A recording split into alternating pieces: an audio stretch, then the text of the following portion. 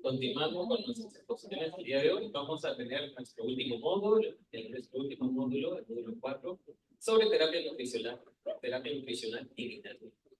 En esta oportunidad, pues, el moderador de cuestiones personales, nosotros de la UNICA, vamos a invitar con nuestra primera ponencia a la doctora Carla Cornejo, título de terapia nutricional en pancreatitis aguda de los conceptos crónicos. La doctora Cornejo es médica intensivista, coordinadora del de soporte nutricional artificial del Hospital Cayetano Heredia, con conocimiento del soporte nutricional artificial, pasantías en nutrición, clínica, y un diplomado en soporte nutricional. Profesora auxiliar del doctorado de la Universidad Peruana Cayetano Heredia, instructora de TNT y TNT de universidades clínicas. Actualmente, maestría en fisioterapia. Vamos a recibir un fuerte aplauso.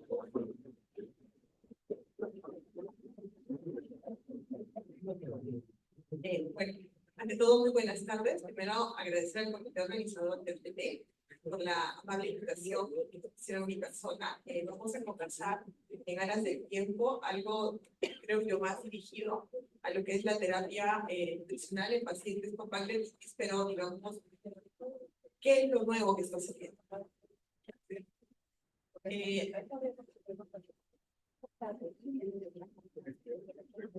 En nuestra agenda trataremos de ver algo puntual sobre la fisiología, puesto que esto ha ido aclarando y probablemente se abren caminos nuevos de tratamiento, los factores de exacerbación, sobre todo en la parte crítica, manejo dirigido a la nutrición general o nutrición parenteral y las complicaciones crónicas. Siguiente.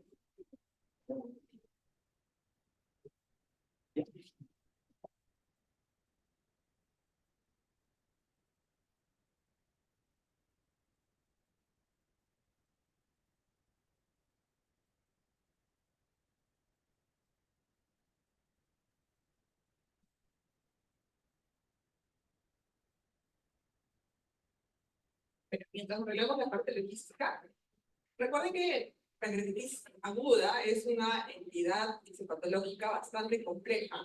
Podría yo atreverme que es una entidad que agrupa muchos cuadros infecciosos agudos, perdón, inflamatorios agudos, infecciosos, de complicación durante su estancia, probablemente uno de cuidados intensivos, y complicaciones crónicas.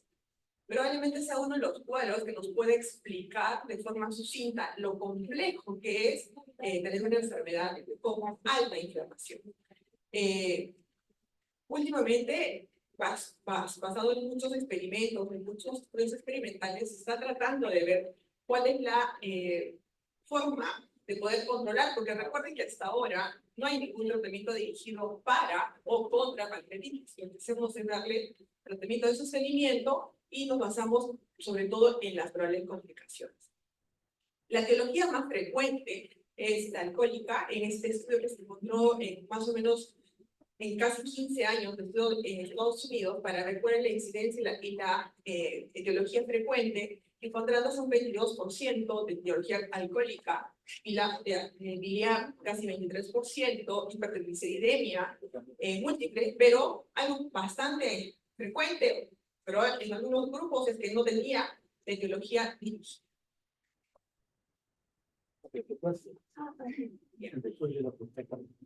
Ya desde los años 80 que se descubren estas famosas proteínas de la fase aguda y se describen una serie de proteínas, vamos a ir viendo que esos valores durante la etapa aguda van a irse incrementando o en muchos de estos van a estar consumiéndose. Y llama la atención, por ejemplo, proteínas como la albúmina, la transferrina, ¿no? El alfa-cetoproteína, que van a consumirse solo como efecto dirigido a la respuesta inflamatoria. Entonces, nosotros tendríamos que tener en cuenta que si vamos a encontrar valores disminuidos de estas moléculas, sea más dirigido a la parte aguda, no tanto al estado nutricional. Esto yo creo que ya lo tenemos bien conocido. Pero tenemos la presencia de una nueva recuperación de algunas moléculas entre las cuales se basa su liberación durante esta fase. ¿Por qué es importante darnos cuenta que existe este cambio en la síntesis de proteínas? Porque nosotros finalmente somos la suma y resta de esta subida o bajada de proteínas. Recuerden que nosotros tenemos que tener un balance neto proteico y en toda nuestra historia de la vida, este balance neto proteico se va a basar en la síntesis y la degradación. Solo que en momentos como este, la etapa aguda de la pancreatitis, la síntesis se va a ir a proteínas de sostenimiento de reacción inflamatoria, pero no va a ser la producción de proteínas netamente estructurales. Y es por eso que cambian todos estos valores, se va a relacionar directamente a nivel inflamatorio. Entonces, de acuerdo a los días que se van estimulando y se van produciendo, van a tener una cinética totalmente diferente porque no todo el tiempo vamos a tener valores persistentemente altos, por ejemplo, de proteína C reactiva, la cual al tercer día ya puede ir cayendo. En cambio, en ese momento pueden ir incrementándose algunas y una de ellas desconocidas es la procalcitonina. Otra cosa importante que está saliendo de lo que es pancreatitis son marcadores mucho más específicos, porque los que hemos presentado antes son marcadores que se expresan en cuadros de inflamación aguda, inflamación severa. Y existen estas famosas glicosilaciones de las proteínas que se van a relacionar directamente a cuánta más yo libero proteínas de fase aguda. Y se está estudiando actualmente sobre todo la glucoproteína ácida alfa-1 como un marcador de severidad en enfermedad, sobre todo pancreática. Vamos a ver cómo cuando nosotros simulamos modelos de pancreatitis aguda en ratones o en animales, esto por la administración de la carenulina, ¿no? Vamos a tener respuestas, sobre todo de esta clica, sea cuando tenemos en el tiempo de la pancreatitis severa. Se libera al inicio del cuadro pancreático, y no va a haber diferencia si es leve, moderada o severa, pero lo que se entiende y si hay una gran diferencia es en el tiempo que se sostiene esta inflamación. Y este concepto es muy importante, porque esto que pasa en el pancreático difiere mucho de cómo un cuadro de activación de las proteasas va a ser leve o va a caracterizarse y va a ser un cuadro severo. Ya se sabe actualmente que este tripsinógeno que está dentro de las células acinares va a tener inhibidores o va a tener activadores de mayor potencia de conversión a la tripsina. ¿Para qué? Para que al activarse toda la cascada de los otros simógenos, tenga yo más destrucción celular y tenga probablemente más lesión de todo el acino pancreático. Pero lo que actualmente se trata de ver es que existe un mecanismo de autoactivación. Cuando el tripsinógeno se convierte en tripsina y se liberan grandes cantidades de tripsina, es un freno que le hace a la misma glándula para tratar de inhibir y de no seguir activando más tripsina. Se dice que este es un mecanismo de autodefensa y de autocontrol que tiene. Pero ¿por qué no todos los pacientes hacen este autocontrol? Y se relaciona mucho a cuán alto está el calcio intracelular. Porque la lesión directa producida sobre el retículo endoplasmático por la inflamación que se produce va a hacer que se liberen niveles muy altos intracelularmente y esto active más proteasas. Otro punto importante es estas vesículas que se forman dentro del acino pancreático que son secundarias a otros mecanismos de adaptación. Y ya creo que lo hemos escuchado a lo largo de los que hacemos metabolismo y nutrición, que es la autofagia. Y finalmente, esta exacerbación de la necrosis va a ser, la exacerbación de la destrucción celular va a ser posiblemente el que yo tenga más riesgo de hacer necrosis pancreática. No todos los pacientes hacen necrosis pancreática y esto va a depender del tipo de mecanismo que controle la activación y la destrucción de las células acinares. Mientras más tenga estas vacuolas acumuladas dentro de la célula y no salgan de esta estructura, tengo una limitación y probablemente un control. Y es ahí donde aparecen estos mecanismos famosos de autofagia y microfagia que van a hacer que una pancreatitis con inflamación curse con una evolución leve o que simplemente curse a ser un cuadro de disfunción funcionálica. Mientras se active la autofagia para tratar de inhibir esta destrucción de las células acinares, el organismo va a controlar el grado de inflamación. El problema es cuando hay una alteración en toda la cascada y la formación de este autofagosoma.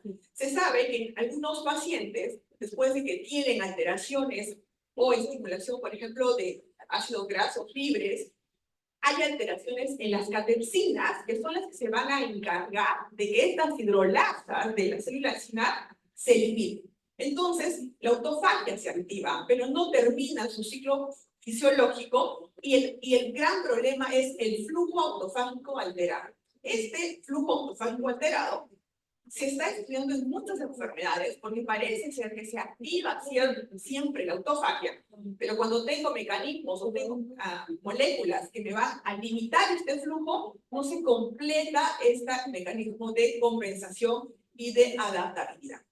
Entonces, al final, lo que yo voy a tener es un incremento, una autodigestión de autólisis que va a ser difícil de controlar, va a crear mayor necrosis y esto va a convertirse en un círculo vicioso a todo lo que sigue de lo que es inflamación. Otra cosa interesante a tener en cuenta en lo que es pancreatitis es la activación de estas dos moléculas, los patrones asociados a daño y los NES, que son productos de los neutrófilos.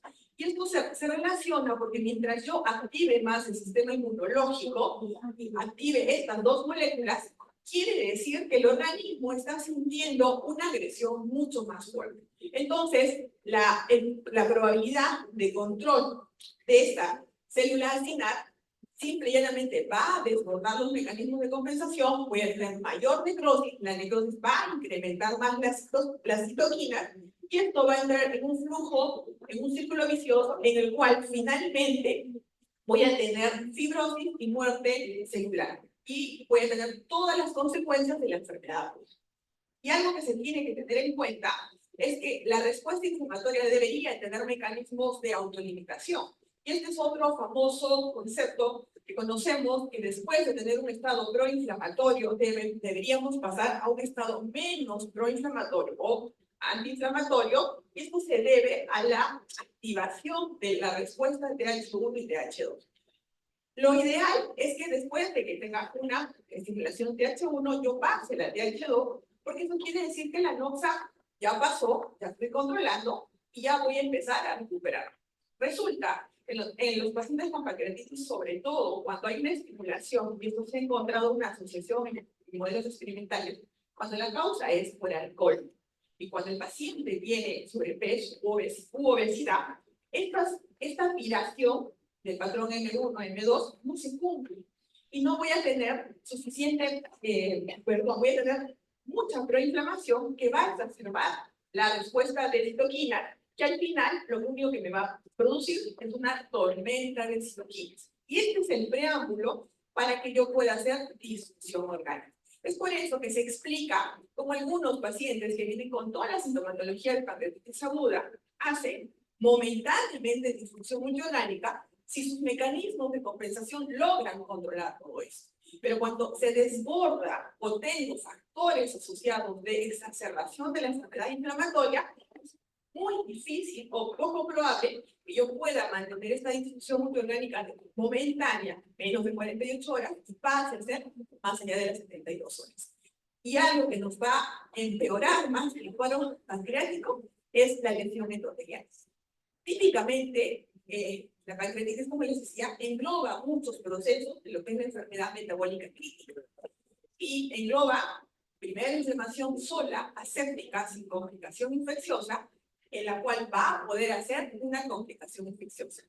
Mientras más se lesione el órgano pancreático y tenga mayor liberación de óxido nítrico por activación de este patrón M1, en el cual el óxido nítrico sintetasa es una de las estrellas que va a incrementarse y no va a disminuir como cuando pasa a ser un patrón M2, voy a tener disfunción endotelial. Y esto va a hacer que yo pierda grandes cantidades de volumen, secuestre así que el espacio y tenga todas las consecuencias que se tienen al ingreso.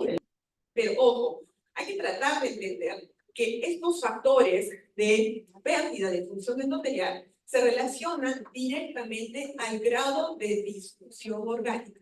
Si yo veo que un paciente debuta con una gran disfunción multiorgánica de evolución muy rápida, debo entender que las estrategias de manejo deben ser mucho más definidas y deben ser mucho más controladas. Y entonces ahí viene el gran problema de la alteración de la microbiota intestinal, donde lo que vamos a intentar es, a través de las tormentas citoquinas, controlar al paciente, quizás hacer que tenga escape de la presión intravascular, un incremento de la presión intersticial, liberación de endotoxinas, y si finalmente cambia la flora microbiana y tengo liberación de lipopolisacáridos, voy a aumentar más la inflamación que no existía por sepsis. Y es por eso que los pacientes hacen curvas de subida de respuesta inflamatoria, pasan 2 o 3 días y se vuelven a exacerbar en la estancia que tienen. Y esto se asocia a 2 grandes hormonas, a la colecistoquinina y a la secretina. Y el gran problema es la colecistoquinina, que es una de las que tiene más acción sobre la liberación de enzimas pancreáticas, porque lo que va a hacer es que libera más activación de estas enzimas, sobre todo cuando la etiología es alcohólica y es biliar. Y va a exacerbar y tendremos mayor cantidad de necrosis. Por eso es que el grado de necrosis se convierte en uno de los principales ángulos de poder yo diagnosticar si puedo tomográficamente, tempranamente, en el paciente que tiene una disfunción difícil de controlar, como un marcador pronóstico del sobrevida. Y como vemos, todas las cascadas de la célula van a ser de forma descontrolada para que al final intervengan sobre una organela que nos interesa mucho, que es la mitocondria.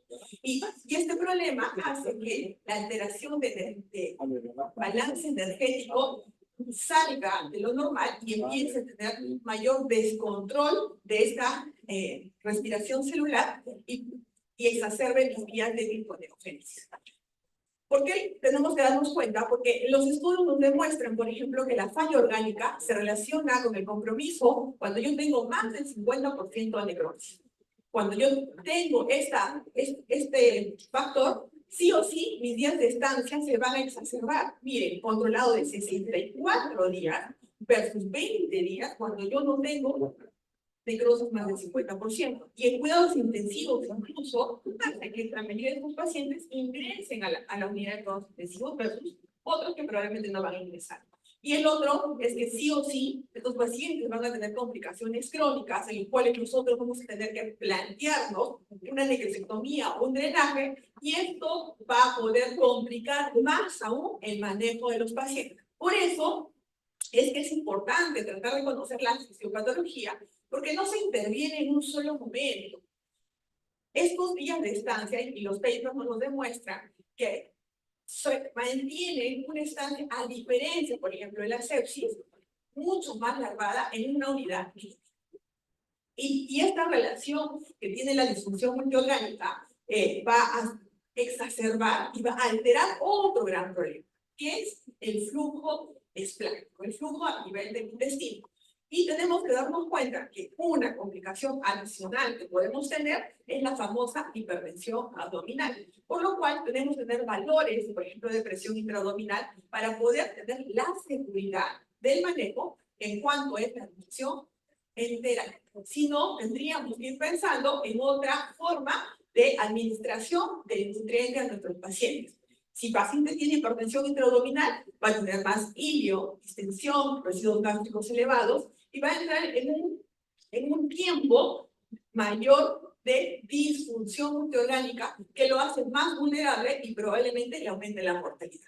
Entonces venimos nosotros a hablar de lo que es la parte metabólica y nutricional, y lo que tratamos de entender es que si pudiésemos tener pacientes tan complejos como esto, lo ideal sería darles el gol estándar, que es la calorimetría indirecta. Sin embargo, la mayoría de nosotros no la tiene disponible y se usan fórmulas que dan los requerimientos calóricos entre 20 y 25 kilocalorías. Y el otro punto importante es ver que los gramos, la administración de proteínas va a tener un margen desde 0.8 hasta 2 gramos por kilo por día. ¿De qué depende esto? Muchas veces de saber en qué momento de esta enfermedad estoy presentando o estoy manejando al paciente. Y algo que no nos debemos olvidar, por el estado crónico que se vuelve la inflamación en los pacientes con pancreatitis aguda, es la administración de micronutrientes. Sobre todo si tienen pacientes de origen que tengan antecedente de alcoholismo, que tengan desnutrición o que tengan enfermedades crónicas previas. Un nuevo problema que se tiene es la disfunción gastrointestinal. Ya de por sí, el alterar el flujo esplácnico hace que este grupo no sea uno de los grupos más fáciles de manejar la nutrición enteral. Y vamos a ver que hay una variación en cuanto a la administración de los requerimientos. Este estudio lo que hizo fue tratar de mostrar, igualando las variables de severidad de la pancreatitis, teniendo como primer punto que tengan más de 3 días en cuidados intensivos, si es lo mismo nutrirlos con un protocolo en el cual se coloca una sonda nasoyunal o nasogástrica a versus cuando el paciente desea tolerar la dieta por vía oral. Y lo que encontraron es que no había diferencia en cuanto a lo que es mortalidad y complicaciones. Y ellos, esos autores, lo que tratan de decir es, y entonces, ¿por qué nos exacerbamos al tratar de decir que se debe dar a todos los pacientes nutrición enteral de forma temprana?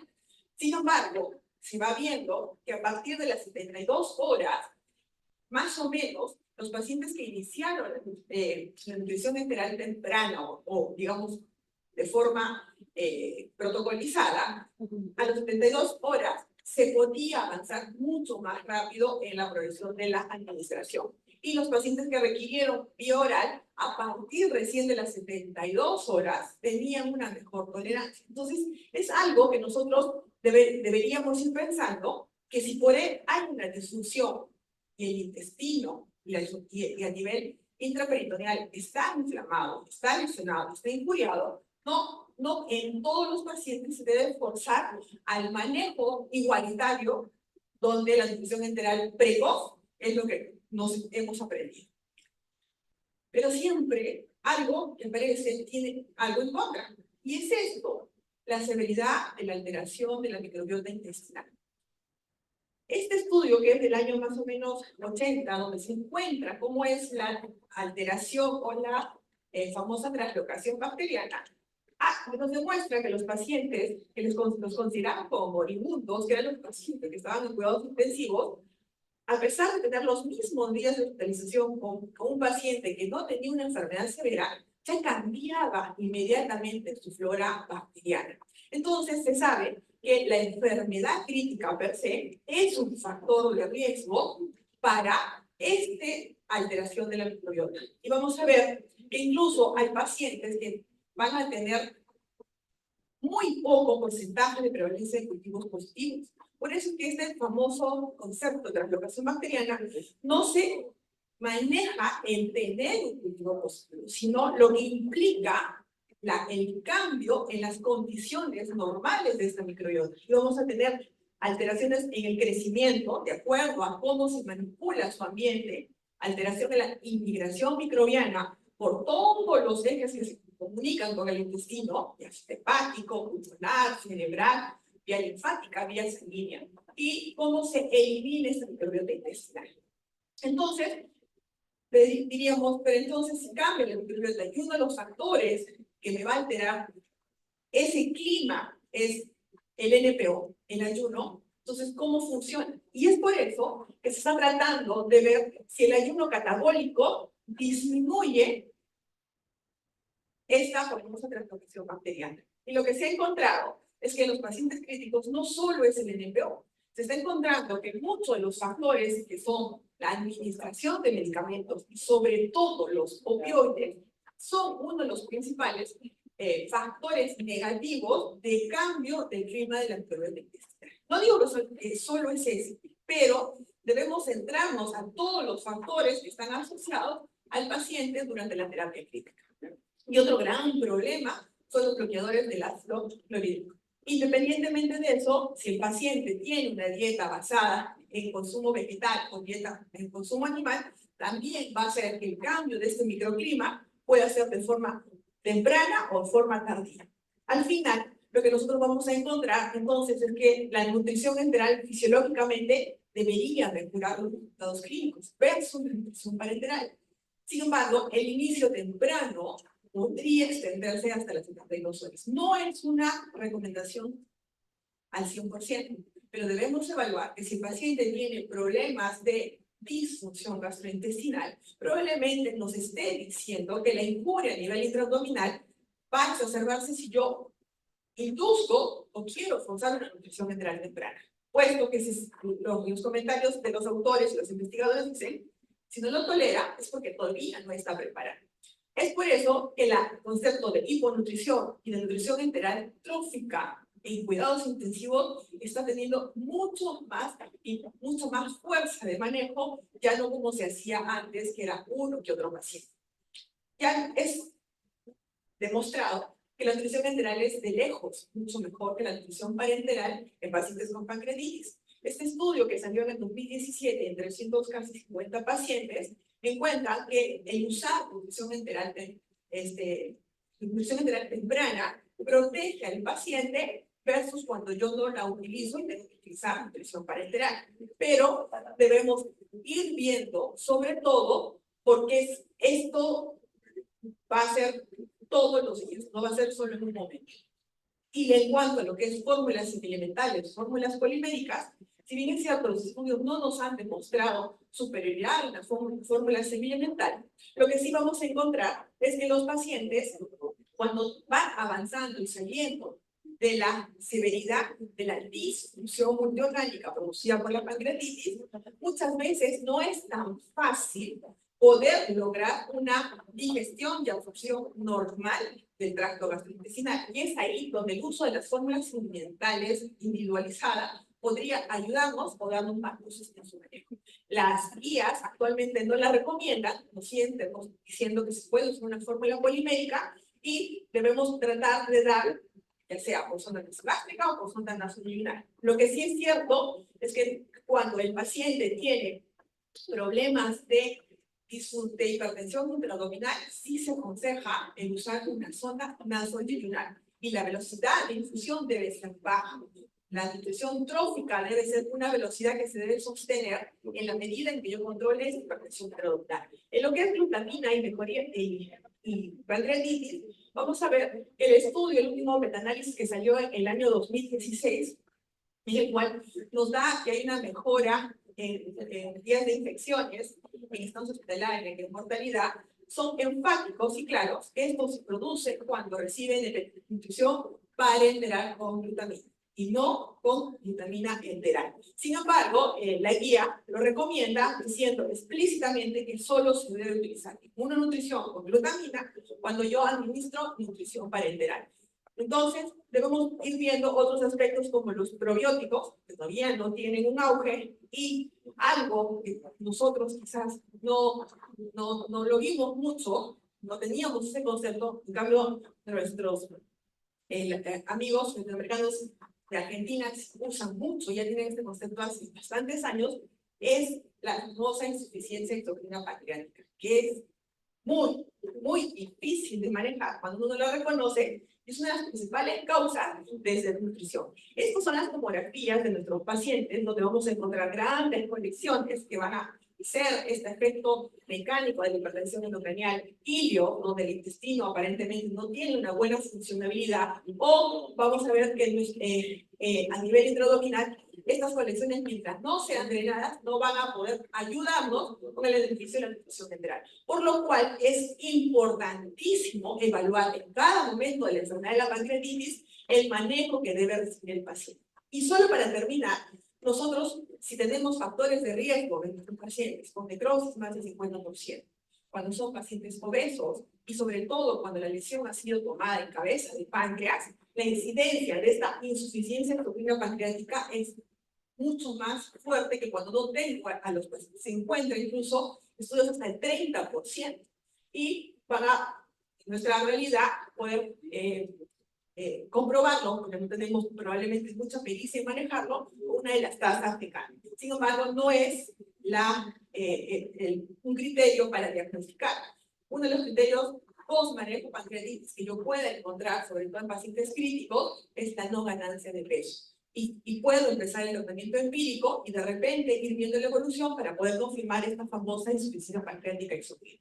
Las conclusiones que vamos a tener es que la pancreatitis aguda es un desafío, porque tiene muchos mecanismos fisiopatológicos en los cuales van a hacer que una enfermedad que aparentemente solo es inflamatoria se convierta en mortal, porque tiene gran compromiso de disfunción multiorgánica. Algunos mecanismos que debemos de tener en cuenta es la autofagia, el incremento intracelular del calcio y el grado de inflamación local y sistémica. Existen factores asociados al compromiso del tracto gastrointestinal debido a que la pancreatitis aguda comparte gran parte de la cápsula abdominal y esta disfunción puede ser desde un grado leve hasta un grado severo. Tener en cuenta que la nutrición enteral sigue siendo superior sobre la nutrición parenteral, sin embargo, ante la altura y la evidencia de muchos papers, el concepto de hiponutrición permisiva o nutrición trófica se debe eliminar.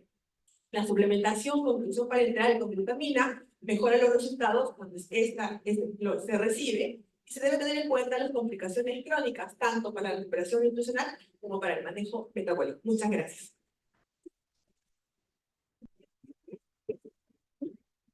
La participación de la pública. Muy bien, continuando con las discusiones. Ahora vamos a tener la presencia del doctor Juan Carlos Plácido Olivos con el tema importancia de los ácidos grasos esenciales en la terapia nutricional. El doctor es médico intensivista, asistente en servicio de cuidados críticos del Hospital Santa Rosa de Lima, asesor técnico de la unidad de soporte metabólico y nutricional del Hospital Santa Rosa, profesor de posgrado, segunda especialidad de la Facultad de Farmacia y Bioquímica de la Universidad Norbert Wiener, profesor de Bioquímica de la Facultad de Medicina de la Universidad de Piura, miembro fundador de la Asociación Peruana de Terapia Nutricional, ACT. Más presidente de la Asociación Peruana de Terapia Nutricional, ASPT, vicepresidente de Federación Latinoamericana de Terapia Nutricional, Nutrición Clínica y Metabolismo, CELAMPE, Región Centro. Y nos da la bienvenida, doctor.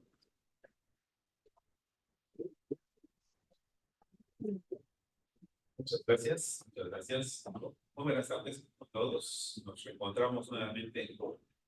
A ver, cuando me dicen importancia de los ácidos grasos, bueno, hacen reflexionar mucho, sobre todo hay muchos lugares en los cuales nosotros ya conocemos que todos los macro y micronutrientes son importantes, pero todavía hay muchas cosas que quedan como tabú, algo misterioso, algo que da temor.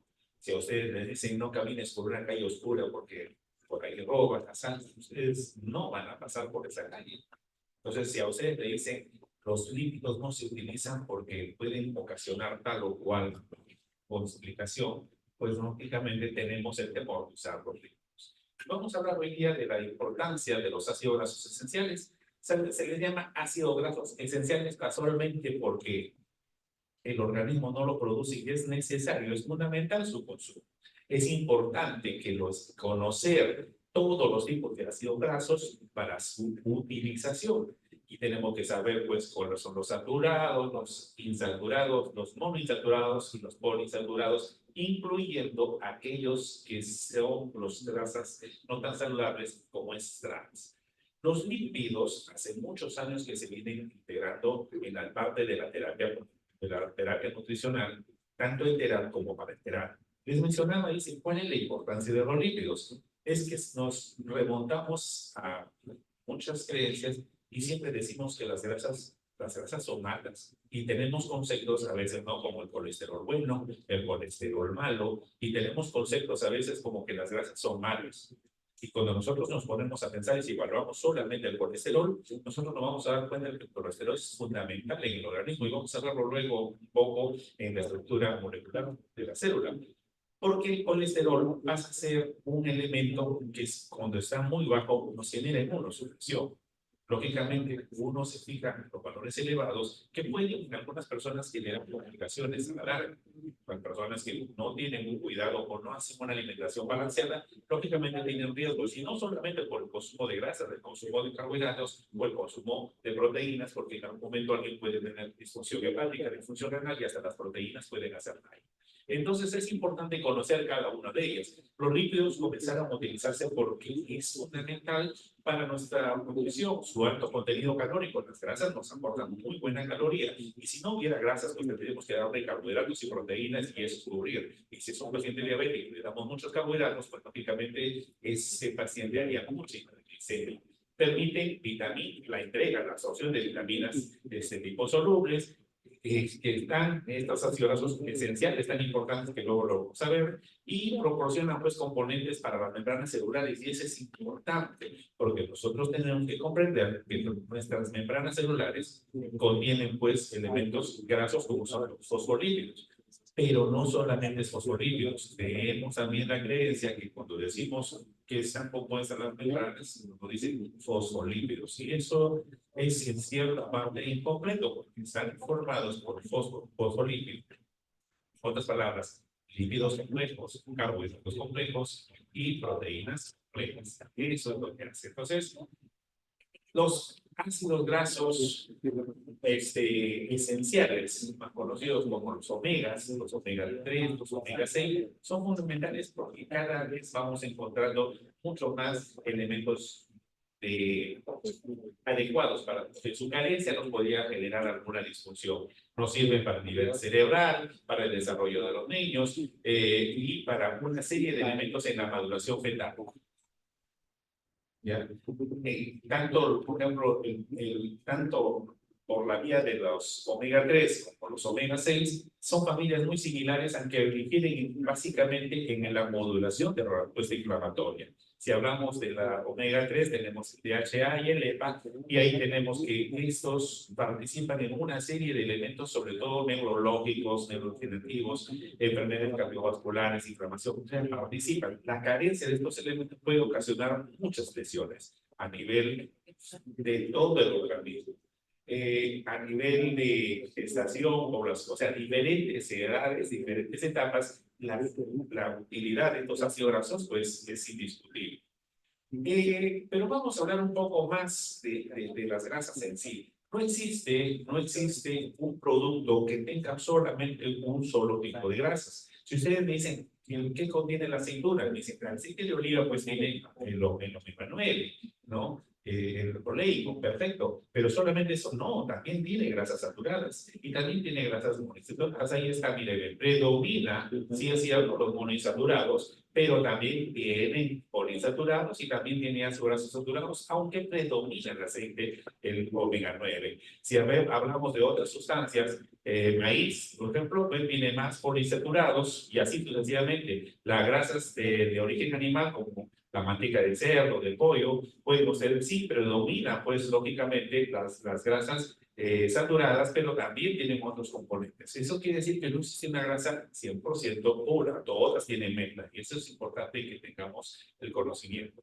Vamos a hablar un poco de los endovenosos, porque justamente fueron cuando se introdujo los endovenosos que aparecieron una serie de tabús y una serie de mitos y una serie de elementos que hacen que le tengamos miedo a las grasas. Y si no consumas grasas, porque las grasas no son saludables. Sin embargo, las grasas son adecuadas y comiéndolas de una manera balanceada y estructuralmente adecuada, pues nos van a servir para muchas cosas. Aparecieron los lípidos de primera generación, segunda generación, la tercera y la cuarta generación. Estos son los años en los que más o menos se lanzaron. En algunas van a encontrar que solamente son 3 generaciones, porque estas dos están tan juntas que se consideraron prácticamente de la misma generación. Y es que cuando aparecen las piel endovenosa, que es la más difícil, imagínense que colocar grasa directamente, o sea, una emulsión lipídica, y lograr que esa grasa ingrese a nuestra vena, no es tan sencillo, porque podría generar embolia grasa. Y entonces tuvieron que utilizar algunos elementos físico-químicos para poder lograr que se forme esa célula y esa emulsión pueda pues, ser transportada sin riesgo. Y la primera que apareció fue la soya. Y cuando apareció la soya, se comenzó a usar pues estos aceites y comenzaron a aparecer una serie de elementos que se basaban, pues, porque esta soya es omega 6, y por ser omega 6, pues tenía una serie de elementos como el gamma tocoferol, los fitoesteroles y otros elementos que utilizados en dosis masivas, lógicamente iban a generar algunas respuestas no tan adecuadas. Y dentro de estos fitosteroles que podrían similar, o sea, asemejarse a algún colesterol, pero que los neonatos, por ejemplo, no tenían la capacidad de metabolizar y estos podían hacer ictericia. Y entonces, por decir, no se usa grasas en los neonatos porque producía ictericia. Y hasta la fecha, hasta el día de hoy, muchísimos lugares utilizan lípidos para los neonatos por ese temor de que van a ser ictericia. Ya tenemos casi 10 años nosotros utilizando en el hospital fórmulas para neonatos 3 en 1 y hasta el momento desaparecieron esos micros y nunca lo hemos visto, nunca lo hemos visto. Y no quiere decir que lo estamos experimentando, sino hay evidencia de que los lípidos de última generación pues evitan eso y lo vamos a ver en algunas láminas porque los componentes ya cambiaron, ya evolucionaron. Es como querer ahorita utilizar un celular, un Nokia de los años 80, o perdón, los años 90, un Nokia, y ahorita sería imposible, una pantallita chiquita donde no puedes tener nada en el color blanco y negro. Hoy en día todos están con su smartphone, ¿no? Están tomando el código QR con su camarita, porque los ya no tienen que estar buscando, instalando una aplicación para leer QR, porque la cámara ya reconoce, eso quiere decir que están modernizando. A ver, traten de usar el celular del año pasado, ya no les sirve. Ustedes quieren comprarse cada año el celular actual. Lo mismo sucede con las fórmulas. Cada vez encontramos elementos mucho más finos porque encontramos la estructura para hacer menos dañina a nuestro organismo. Y es así que cuando apareció la soya, pues aparecía una serie de circunstancias que alteraban la coagulación, generaba plaquetopenia, había sangrados, ictericia y una serie. Se corrigió un poco después cuando se le agregaron los triglicéridos de cadena media. Es decir, aparecía el aceite de coco, el aceite de palma, y comenzaron a hacer 50-50. Y cuando hicieron esa proporción, al agregarle, pues lógicamente esa proporción fue menor y le disminuyó una serie de complicaciones. Posteriormente aparecieron pues las mezclas con aceite de oliva y finalmente le agregaron los omega 3. Ya sabemos que los omega 3 hoy en día están en boga porque ahora en la televisión pueden encontrar que casi todos los productos tienen DHA o les promocionan DHA y una serie de elementos. Y no solamente esas siglas, sino hay otras más que están apareciendo. Entonces, cuando aparecen estos elementos, hacen que la formulación sea mucho más amigable, mucho menos dañina, y es importante eso. Entonces, cuando utilizan una fórmula parenteral, no solamente están usando pues aceite de coco, aceite de oliva, aceite de soya y aceite de pescado, sino una serie de componentes que son el ácido caprílico, el láurico, el glicílico. Recuerden ustedes que acá está la cantidad de carbono, o sea, usamos de cadena media, de cadena larga. O sea, el glucosamethanoico, el glucosamethanoico, que vendrían a ser el EPA y el DHA. Entonces, toda esta gama de lípidos, pues van a participar. No es que ingresen los lípidos y se roban, no. Cada tipo de lípidos tiene una estructura y una función química. Y eso quiere decir que si estas sustancias ingresan al organismo, en esas membranas se van a unir cada una de estas cadenas y cada una de ellas va a cambiar pues la estructura y la función y la respuesta, porque recuerden ustedes que nuestra membrana celular va a tener receptores en los cuales van a recibir mensajes y van a interiorizar los mensajes, y esa interiorización de mensajes que le llamamos segundo mensajero, si el mensaje es bien dado, pues lógicamente la respuesta de esa célula y de ese núcleo va a ser efectiva. Si la respuesta es mala, la respuesta también va a ser dañina para nuestro organismo. Fíjense ustedes cómo los componentes de los lípidos intravenosos, ¿no?, contienen algunos, en este caso los fitoesteroles, sobre todo en la soya. Fíjense, los fitoesteroles altamente elevados. Y cuando hablamos de otros componentes como el EPA en el del pescado, y es así que estas combinaciones han hecho que esta estructura sea mejor balanceada. Estos son diversos productos en el mercado, y aquí ven la de primera, segunda, tercera y cuarta generación. Y acá está la relación de omega 3 y omega 6. Se dice que la relación debe ser de 1 a 2 aproximadamente. Actualmente se dice eso. Y entonces la que más o menos entraría 1 a 2 o 2.5 sería esta, ya que es la cuarta generación. Sin embargo, fíjense, hay otros que son 100% de soya, hay otros que son 50-50, y ahí la proporción de omega 6 es mayor, 7 veces por cada omega ustedes pueden observar. Entonces, creo que ya antiguamente decía, teníamos que tener todos los tipos de lípidos. Hoy en día creo que ya vamos viendo de que la selección de lípidos debe ser por la que menos efectos colaterales va a tener. Esto es importante. Los ácidos grasos van a entonces finalmente ser responsables de la señalización de esa membrana. Y esto es lo que trata de decir. Todos estos procesos fisiológicos como metabolismo, inflamación, respuesta inmune, estrés oxidativo, la coagulación sanguínea, la función de órganos, cicatrización de heridas, están dadas pues, por estas señales intracelulares y extracelulares que van a depender del tipo de lípidos que nosotros consumimos. Si nosotros consumimos más omega 6, lógicamente nuestra membrana va a tener más derivado de los omega 6 y lógicamente la familia de los omega 6 tiene una respuesta inflamatoria mucho más agresiva que la familia de los omega 3, que son menos agresivas. Y es más, ya se ha visto que no solamente estos derivados de los omega 3 son no solamente moduladores, sino existen efectos antiinflamatorios, cada vez se descubre más eso. Y si vemos entonces aquí está esta membrana y vamos viendo estas moléculas que ustedes la ven acá con un colesterol que le está dando consistencia a esa membrana, y si lo volvemos a hacer mucho más microscópico y vemos esta imagen morada que es la cabeza hidrofílica y las colas hidrofóbicas, esta cola ven ustedes como un ácido graso saturado y el otro como un ácido graso insaturado. Y si lo vemos aquí químicamente explicado, vemos el componente de glicerol, fosfato y vamos viendo que esta estructura, estas cadenitas, cuando cambian por ese lipídico, láurico, palmítico, ceárico, van a cambiar el futuro de la respuesta.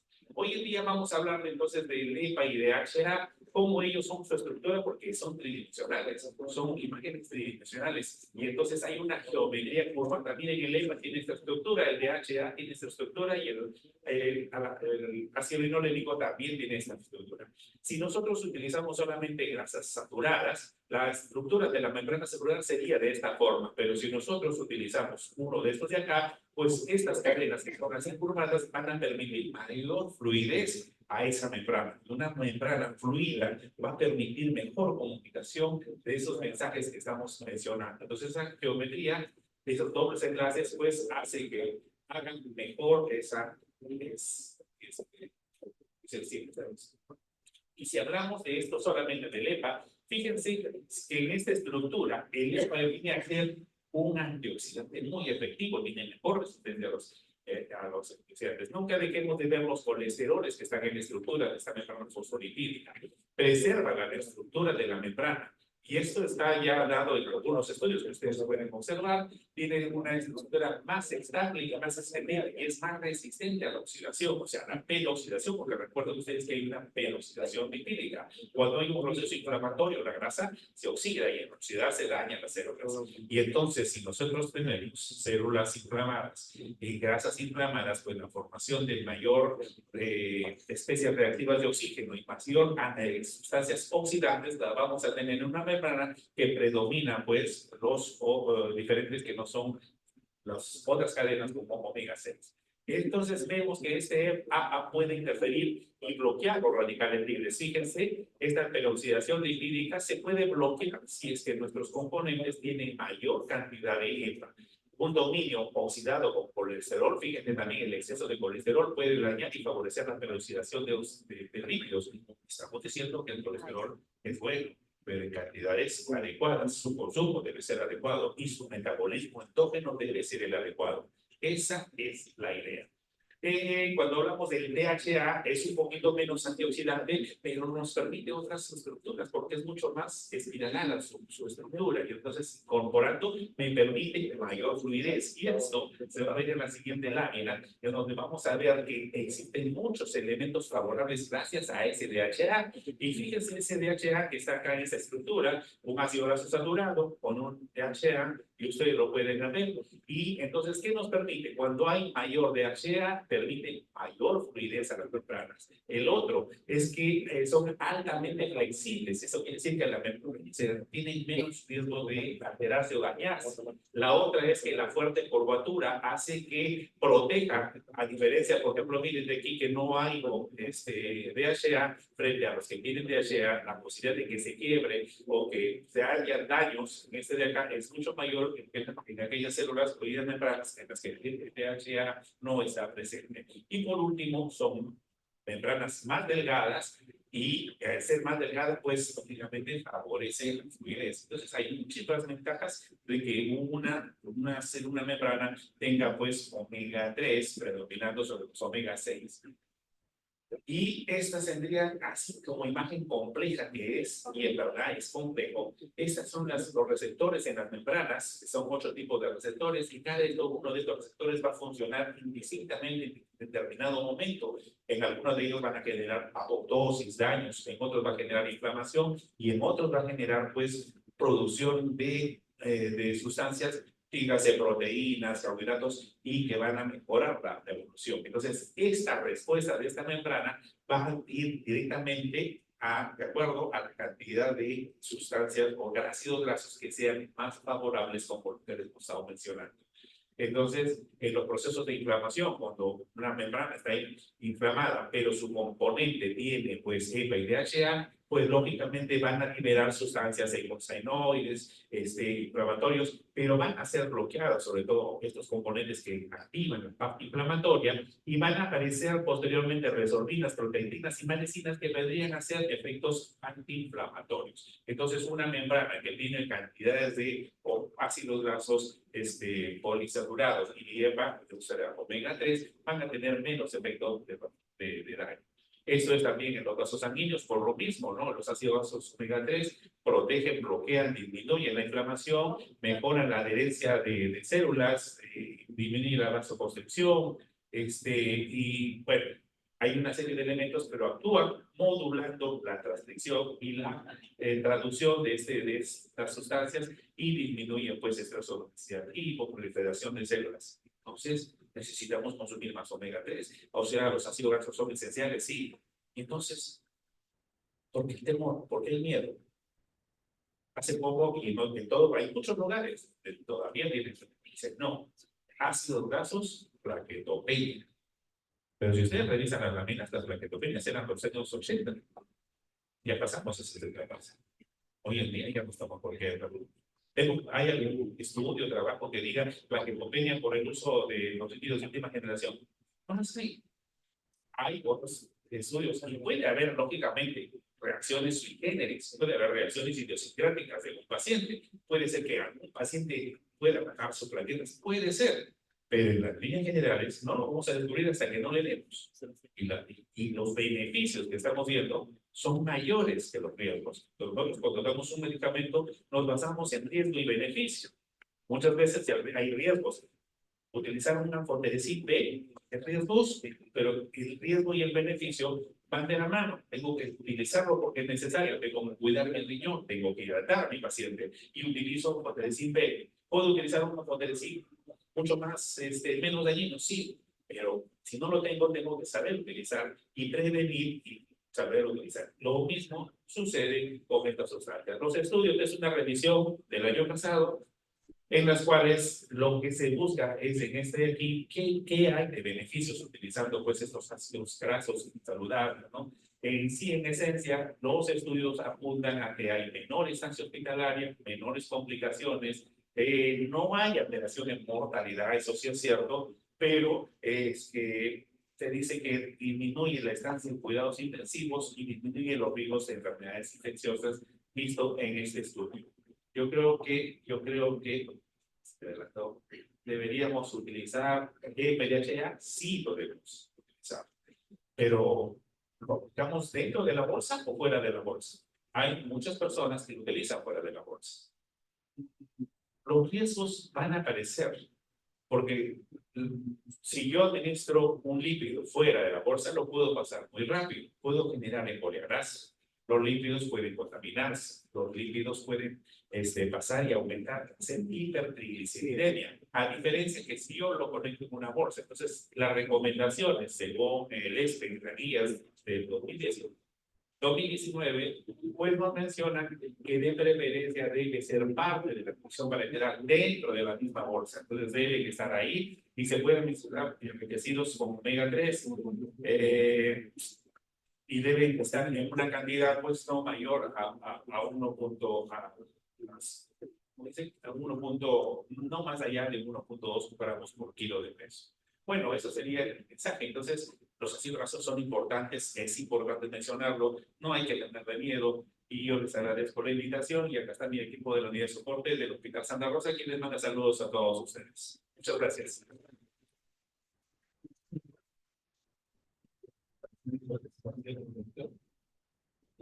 A continuación,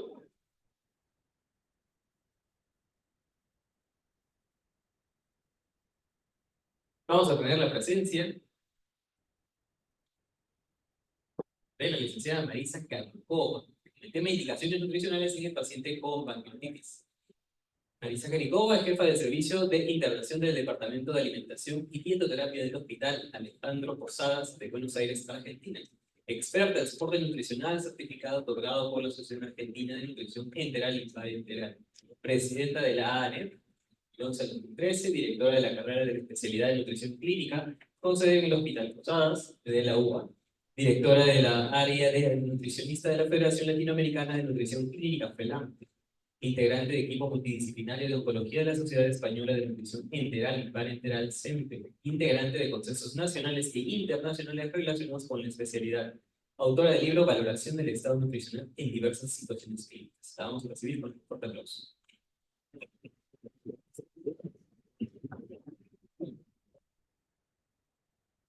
Gracias por la presentación, muchas gracias, buenas tardes. Y la verdad, un lujo tenerlos acá a esta hora de la tarde hablando de este tema. Agradecerle a Carla que me has hecho una introducción espectacular de lo que es la fisiopatología y que nos hubiésemos puesto de acuerdo para la presentación, porque no saber por qué, cómo fuimos silvanando.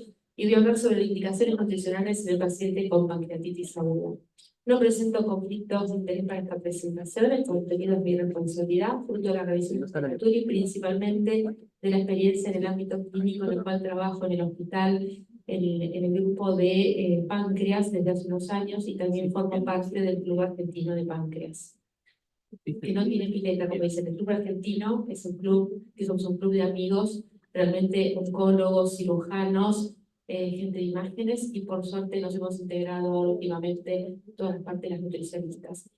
Respecto a la agenda, vamos a hacer una puesta en escena a través de un caso clínico real, recorrer la evidencia actualizada en temas relacionados con nutrición en pancreatitis aguda, cuál es el momento óptimo de alimentación, tipo de terapia, de fórmula y de administración. Y vamos a empezar con un caso clínico. Este es un caso real, es un paciente que estuvo hasta hace muy poco tiempo internado en hospital, una paciente de 35 años que ingresa a la institución por cuadro abdominal y náuseas, con 48 horas de evolución.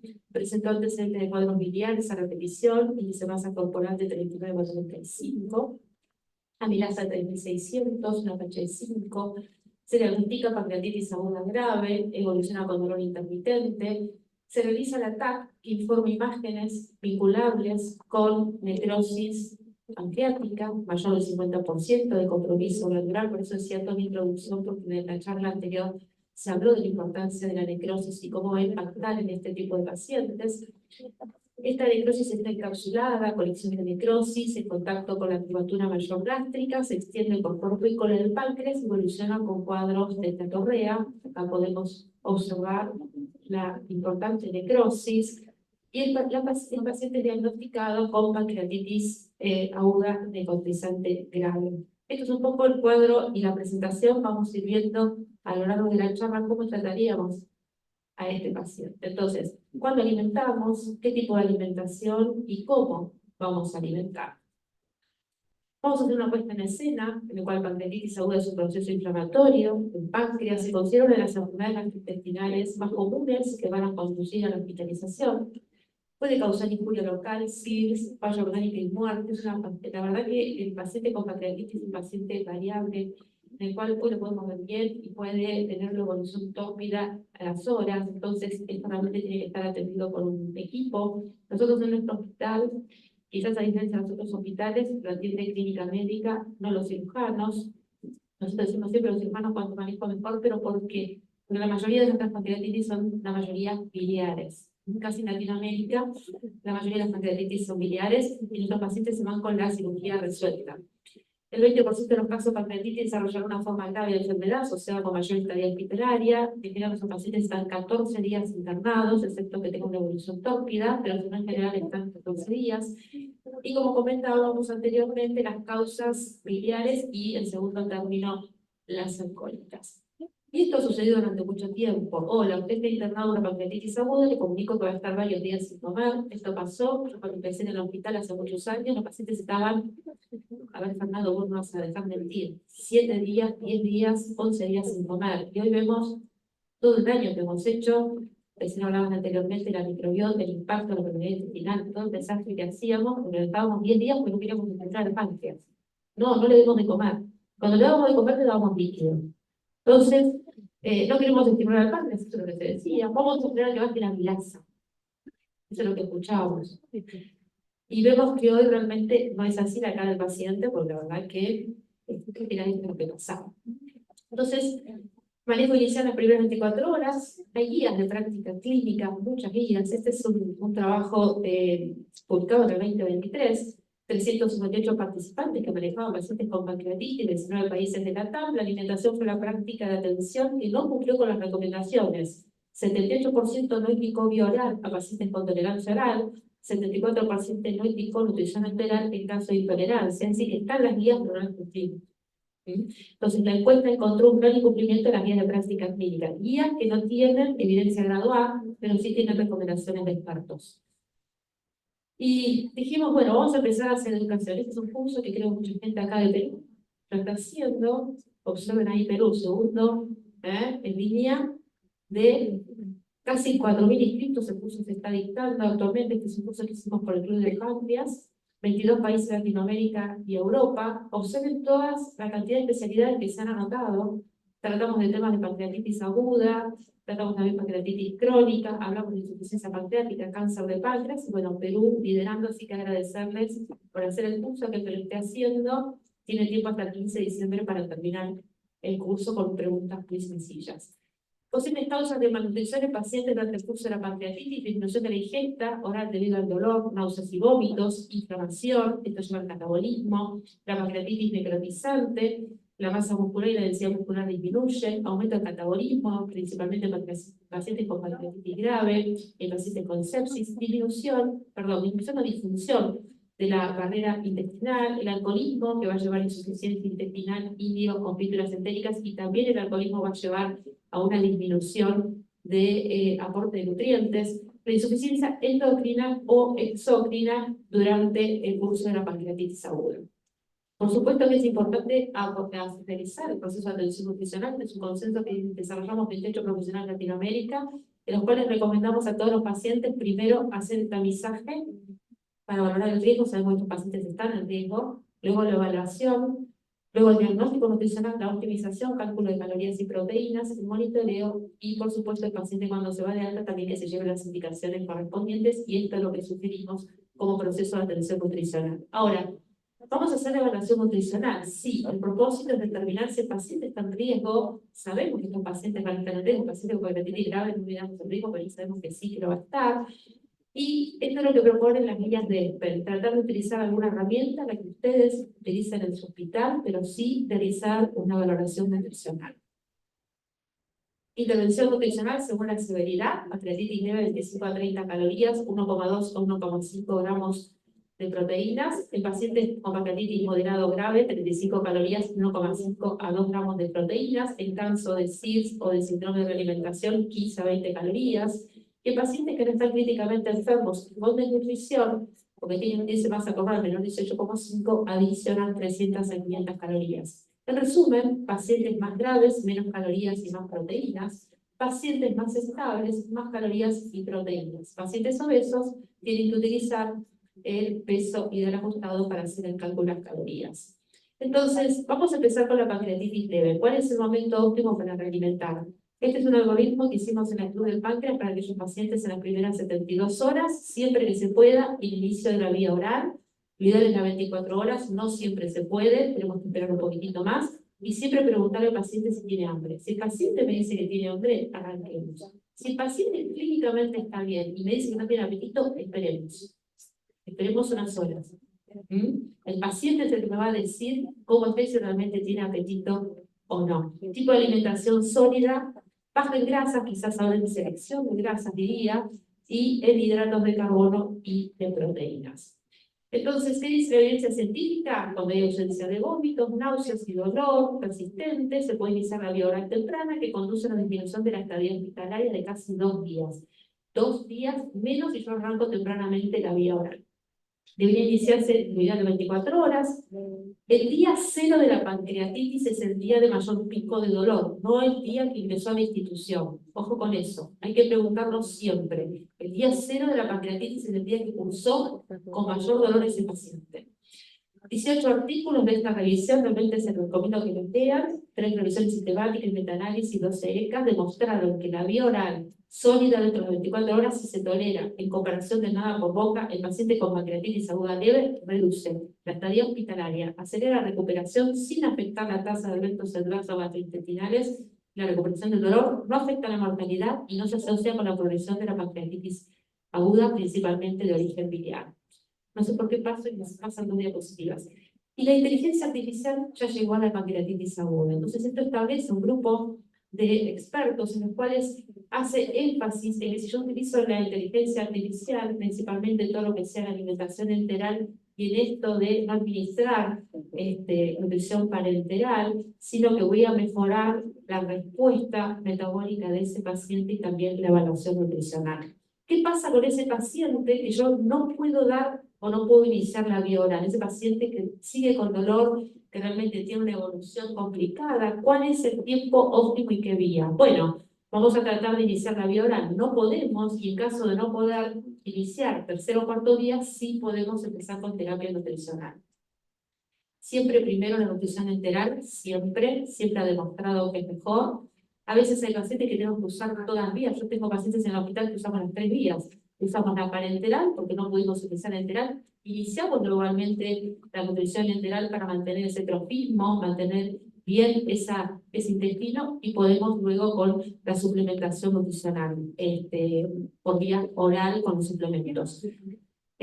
No solamente la nutrición parenteral se indica cuando no tolera, sino a veces cuando no logra cumplir los requerimientos. Cuando le colocamos la sonda no podemos cumplir. Así que, ojo, no seamos tan estáticos, sino hay que ver también cada paciente.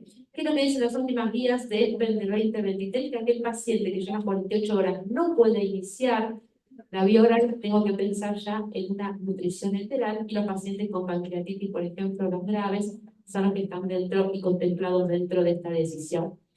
Ahora, ¿cuáles son los beneficios de la nutrición enteral? Reduce la mortalidad en un 50%, reduce las infecciones en 61%, reduce las intervenciones en un 56%, mejora la disfunción de la barrera intestinal.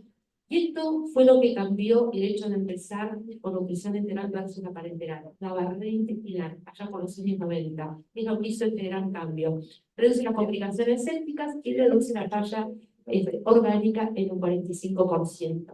Este es un trabajo de Cochrane Library de 2010, en el cual compara nutrición enteral con parenteral, 8 trabajos de estudios homogéneos, 348 pacientes. La nutrición enteral redujo significativamente la mortalidad, falla de órganos, infecciones sistémicas y locales, necesidad de intervenciones quirúrgicas, y la estadía hospitalaria se redujo en 2.37 días en la que recibió la nutrición enteral. ¿Qué dice la evidencia científica en pancreatitis grave? Principalmente que se analizaron 21 artículos, de los cuales en pancreatitis grave la nutrición enteral comparada con la nutrición parenteral va a disminuir la tasa de infección general, la aparición de falla de órganos, duración de la estadía hospitalaria, incidencia de complicaciones generales, tasa de mortalidad e incidencia de necrosis pancreática.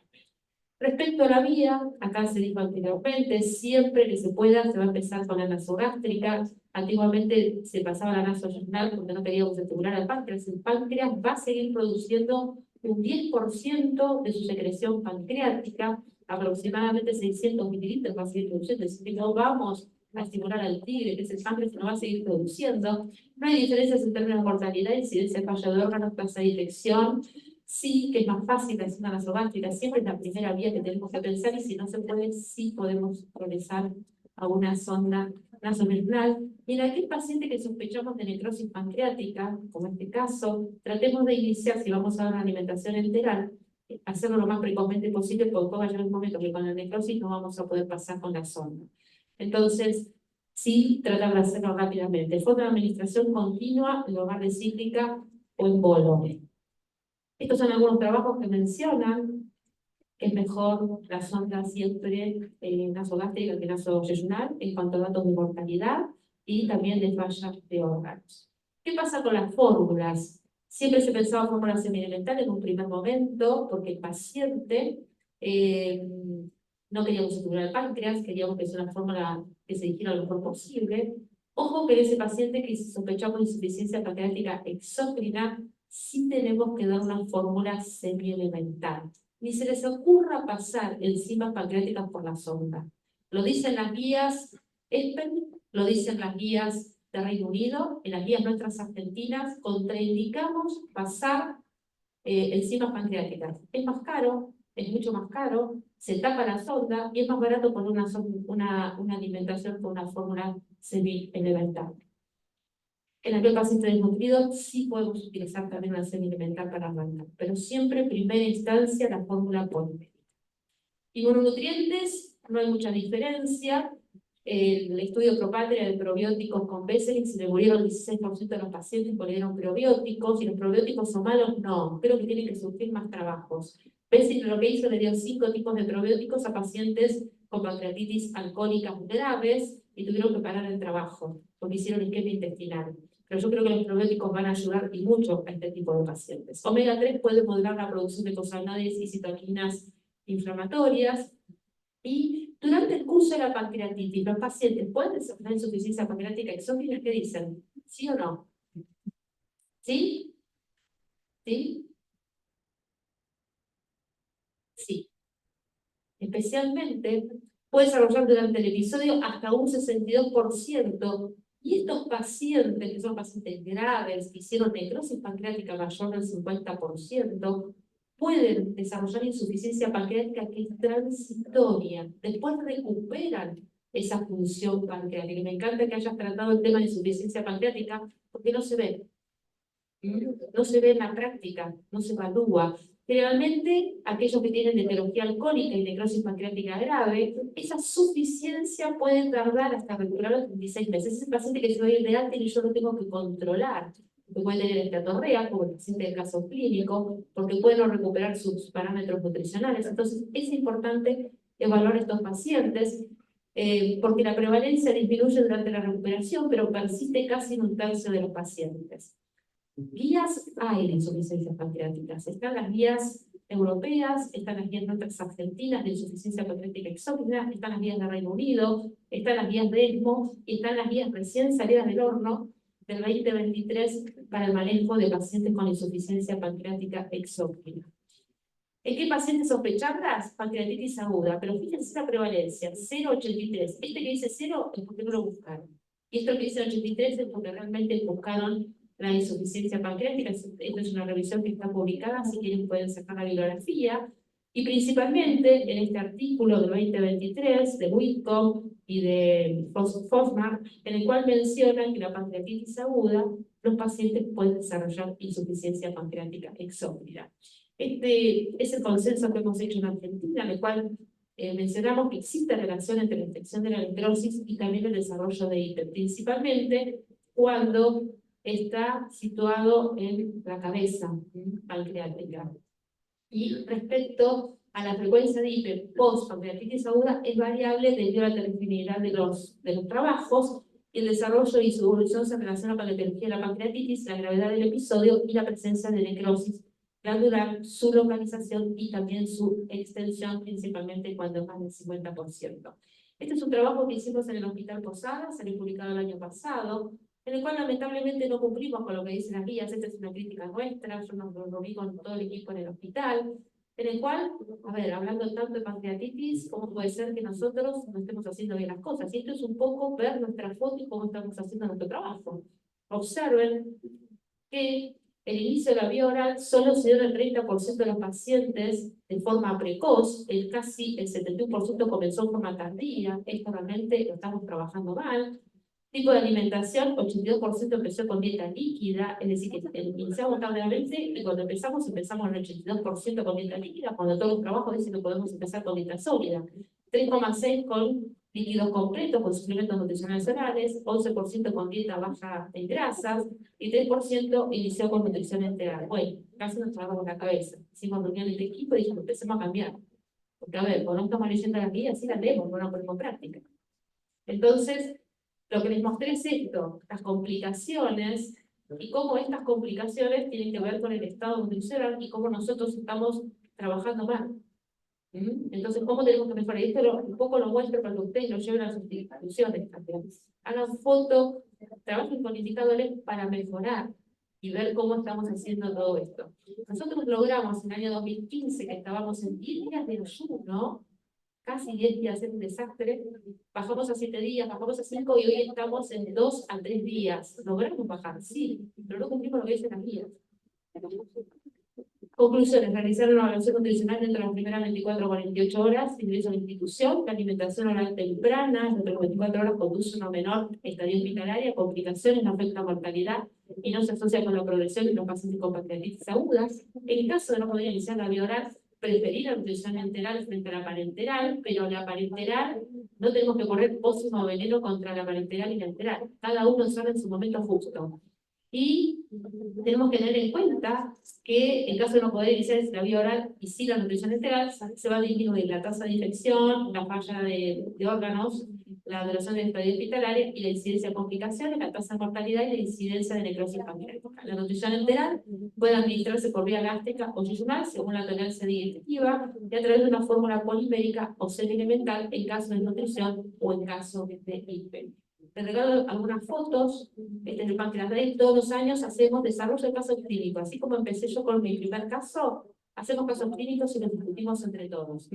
Este es el páncreas Rey del año pasado, este es el del mes pasado. Yo siempre digo, la nutrición en el medio. Yo los convencí que la nutrición es fundamental. Ámbito de cirujanos, oncólogos, y ya hablan de sarcopenia, ya hablan de evaluación nutricional. Eso lo hemos logrado. Y este es el equipo que estoy liderando de nutricionistas en el Club del Páncreas. Así que bueno, los invito a que formen parte del Club del Páncreas, están totalmente invitados para conversar, a ver la página y les regalo algunas fotos de Argentina.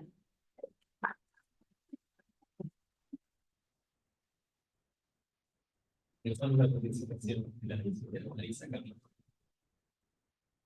Muy bien, para recordarles que al finalizar también nuestras exposiciones el día de hoy tenemos 2 regalos sorpresas, así que no se vayan, por favor.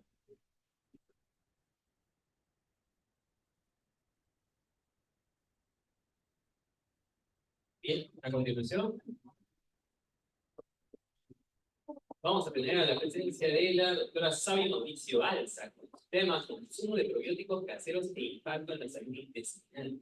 Ella es directora de la Escuela Académico Profesional de Nutrición Humana de la Universidad Privada Norbert Wiener desde 2016 hasta la actualidad, embajadora de consumo y de coffee en el 2022, Premio Nutrir México como mejor nutricionista investigadora en Latinoamérica 2022, coordinadora región norte de la Federación Latinoamericana de Terapia Nutricional, Nutrición Clínica y Metabolismo, FELAMPE 2019-2022, vocal de la Sociedad Latinoamericana de Nutrición de 2019, decana nacional del Colegio de Nutricionistas del Perú, periodo 2016-19, vicepresidenta del Consejo Nacional de Decanos del Colegio de Profesionales del Perú, presidenta de la Confederación Latinoamericana y del Caribe de Nutricionistas y Dietistas, desde el 2016 al 2018, impulsora de la iniciativa Anemia Nova para la reducción de anemia en el Perú, autora del artículo Litigation and Public Mobilization to Demand Healthy Food Regulation, organizadora y líder del programa de voluntarios NutriCovid 2019, de la nutrición también de las personas infectadas por COVID desde el año de 2020. Muy bien, vamos a recibirla con un fuerte aplauso.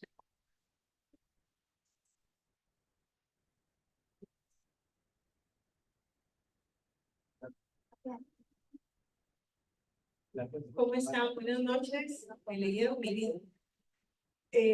Me dicen que me apure porque tengo que estar en el hotel, así que vamos a hacer todo el esfuerzo posible y el poder de síntesis. Muchas gracias a la organización por la invitación.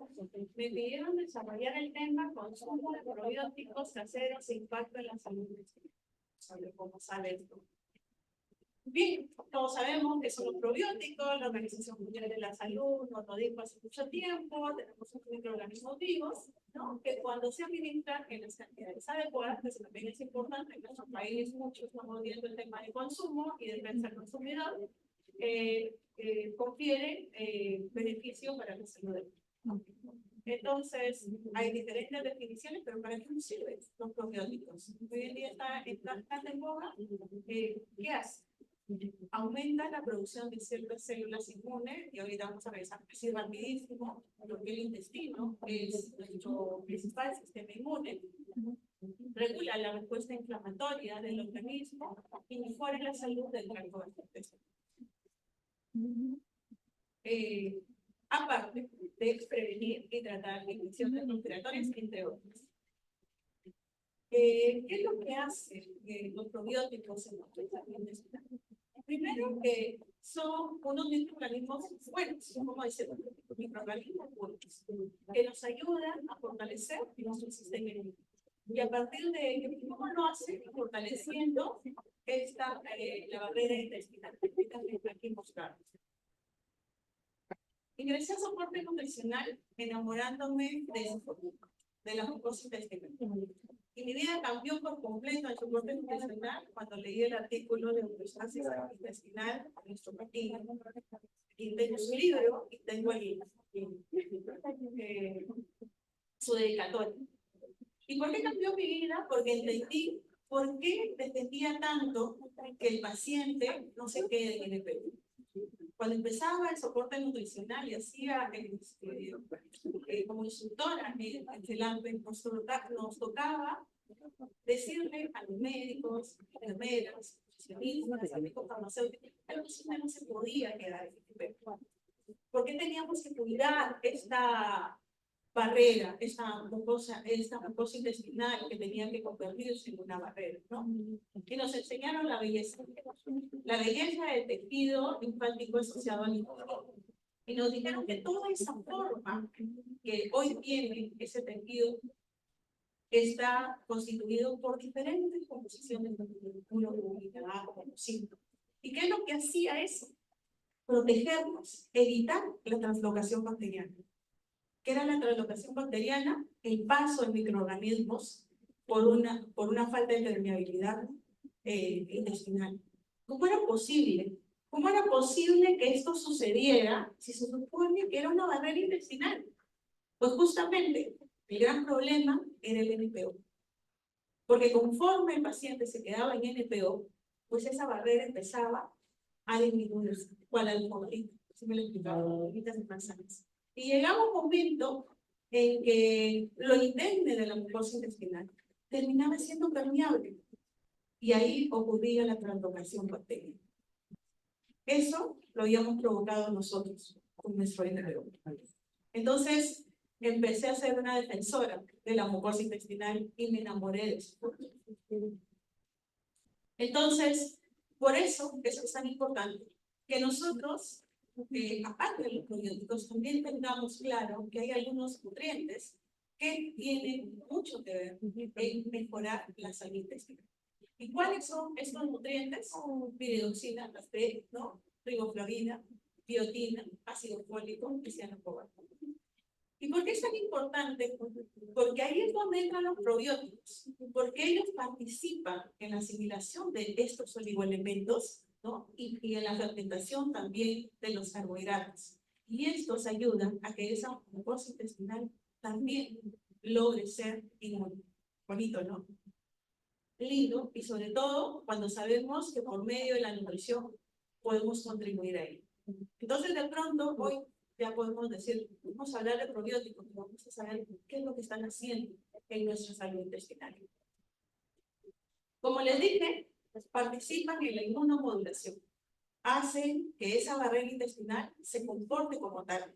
Yo siempre le explico a mis alumnos, para ganar su atención, le digo, son igual que el serenazgo. Para los extranjeros, el serenazgo aquí es la policía municipal. Y yo les decía, es como el serenazgo o como los militares, que se ponen en cadenita, ¿no? Para que no pase nada. Igual, eso es lo que también ayuda a fortalecer los probióticos. Y aquí está, la fotito de la que les dije que me enamoré. Una fotografía que al principio cuando les mostraba a mis alumnos decían, pero ¿qué es eso? Pero esas formas y esa alteración de la forma es la que podría provocar que el paciente esté expuesto a diferentes enfermedades. El cirujano siempre busca su mejor operación, ¿no? Y que no haya complicaciones. Y es ahí donde entramos nosotros en soporte nutricional.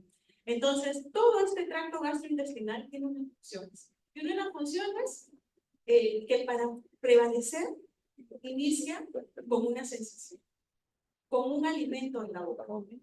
Apenas el alimento toca la lengua y nosotros tenemos que hacer nuestra digestión y absorción de nutrientes, implica inmediatamente una conexión al cerebro para que ellos empiecen a hacer Mañana. sus hormonas y todo este aparato, toda esta cascada, empiecen a con nuestro tracto gastrointestinal empieza a movilizarse, porque necesita movilizar el bolo y la comida. ¿Para qué? Para que tenga el funcionamiento. Y toda esa buena nutrición termina Sí, estaba cargando, estaba escuchando un curso ahorita, y por eso se me va el toque de la batería, ¿no? por la cirugía. He visto con mucha pena que a veces el paciente más se complica por la desnutrición que por la enfermedad como tal. Sin embargo, nosotros no tenemos hospitales nutricionales y el principal motivo de internamiento, o mejor dicho, no hay ningún internamiento que sea por nutrición. El obeso no se interna por ser obeso, se interna por un coma diabético, se interna por una complicación. Pero cuando tenemos ya a un paciente crítico y lo tenemos además obeso, entonces el tema cambia completamente. Entonces, como les dije, oye, tienes razón, Marisa, como les dije, ahí está esta mucosa que no permite que ningún microorganismo ataque. Te doy la razón, Marisa, se movía rápido. Y no solamente, y cuando ya me habían convencido que el intestino delgado era el principal sistema inmune de nuestro organismo, me empiezan a contar lo que también hacía el colon. Y yo, por Dios, ahora a tener que empezar a conocer completamente. Y sí es cierto, en pregrado nosotros llevamos nuestra fisiología, nuestra fisiopatología, pero cuando empezamos a ver que nuestro paciente, nuestra cara se desnutre, y a mí me explicaron eso súper bonito, cuando un paciente empieza a no tolerar de leche, cuando toda su vida tomaba leche y llega al hospital y dice que la leche del hospital me cae mal. Y nosotros, ¿qué pasó aquí? Y entonces nos explicaban, recuerde, en nuestra clase de fisiología, voy a regresar aquí, ¿no? Entonces, cuando se empieza a barrer esta mucosa intestinal, pues recuerden que tenemos una enzima, la enzima más proximal. ¿Cuál era? La lactasa. Y justamente la lactasa, la que empieza a metabolizar, ayuda a metabolizar la lactosa que se encuentra en la leche.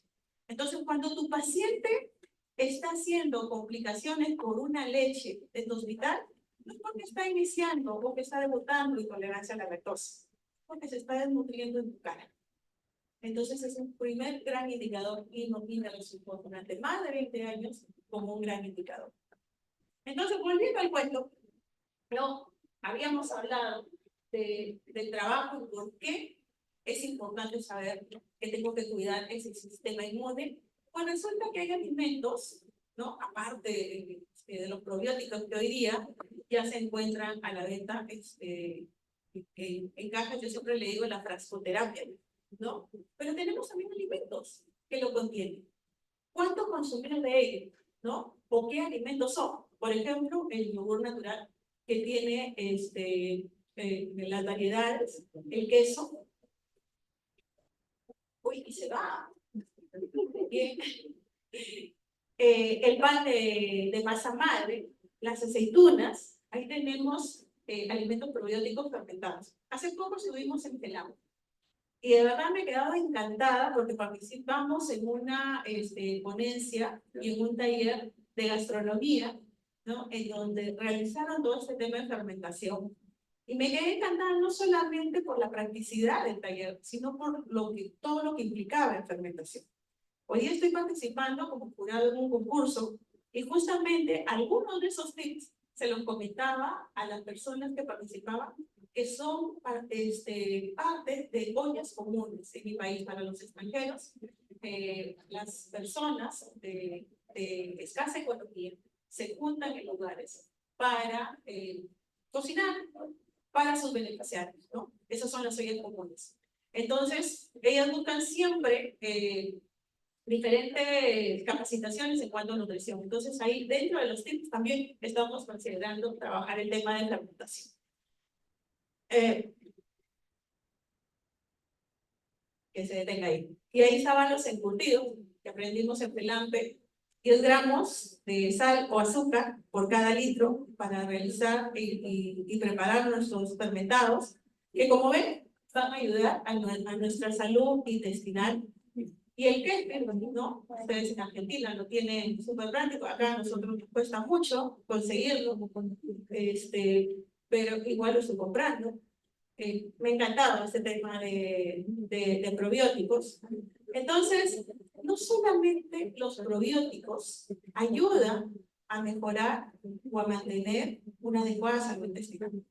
También hay muchas investigaciones de cuánto podría mejorar algunas enfermedades o algunas dolencias, ¿no? Entonces, por acá, por ejemplo, tenemos una investigación acerca de la dermatitis pediátrica atópica y la participación del uso de probióticos dentro de su tratamiento. Entonces, fíjense, han demostrado que los probióticos por vía oral, ¿no? En especial cierto tipo de cepas, que son los lactobacilos, podrían reducir la gravedad de este tipo de dermatitis atópica. Después, también hay evidencia acerca de los probióticos en los embarazos. ¿Qué tanto puede ser el probiótico en los embarazos? Fíjense, evitar diabetes gestacional, ¿no? Evitar su aparición y obesidad también. Obviamente que todavía faltan muchos estudios por realizar, pero ya hay una luz. Y nos toca a los investigadores a trabajar estos temas. Justo el día de ayer, a esta hora, estaba sustentando a alguien de una egresada de nuestra segunda especialidad, pacientes renales, y mostraba toda una revisión acerca de la participación de los probióticos en la enfermedad renal. Ya tenemos vasta evidencia, entonces siempre nosotros la pregunta de cajón en todas las sustentaciones es, y ahora te toca a ti, ¿qué vas a hacer al respecto?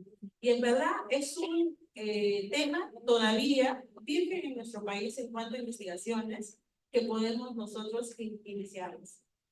Después también en preeclampsia, lo mismo. Una investigación nos mostró con un total de más de 30.000 embarazos que las mujeres que consumían este alimento probiótico, ¿no? Durante el embarazo tuvieron menos riesgo a desarrollar partos prematuros. Entonces, la presentación de la mejora del probiótico en la salud intestinal se convirtió a mucho más, a todo el organismo, ¿no? Y también tenemos el uso de probióticos en pacientes con asma, con una buena referencia y con una buena evidencia. Como ven, el tema todavía da para mucho más. He tratado de sintetizar en lo más posible, considerando que tenemos que ir a tomar el cóctel. No quiero perder la oportunidad de mostrarles mi casita académica. Esto es Vinar, yo trabajo ahí. A los extranjeros que están aquí, ojalá que tengan tiempo para poderme visitar. Ahí tenemos nosotros nuestra facultad de salud y yo dirijo la carrera de nutrición y dietética. Muchas gracias.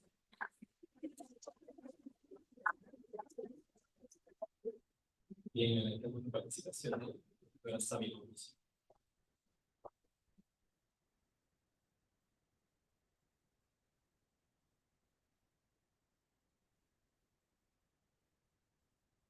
Bien, ahora continuando ya con nuestro último taller.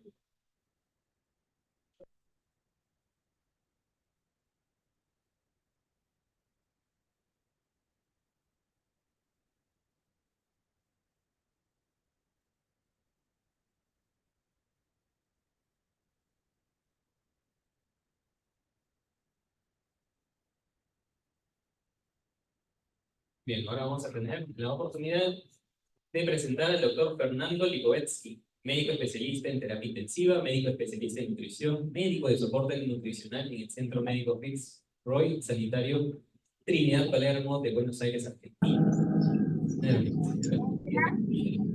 Universidad de Buenos Aires.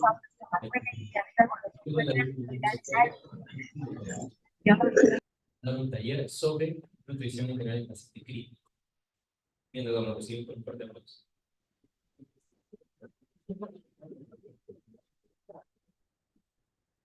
Buenas tardes, gracias por el aguante.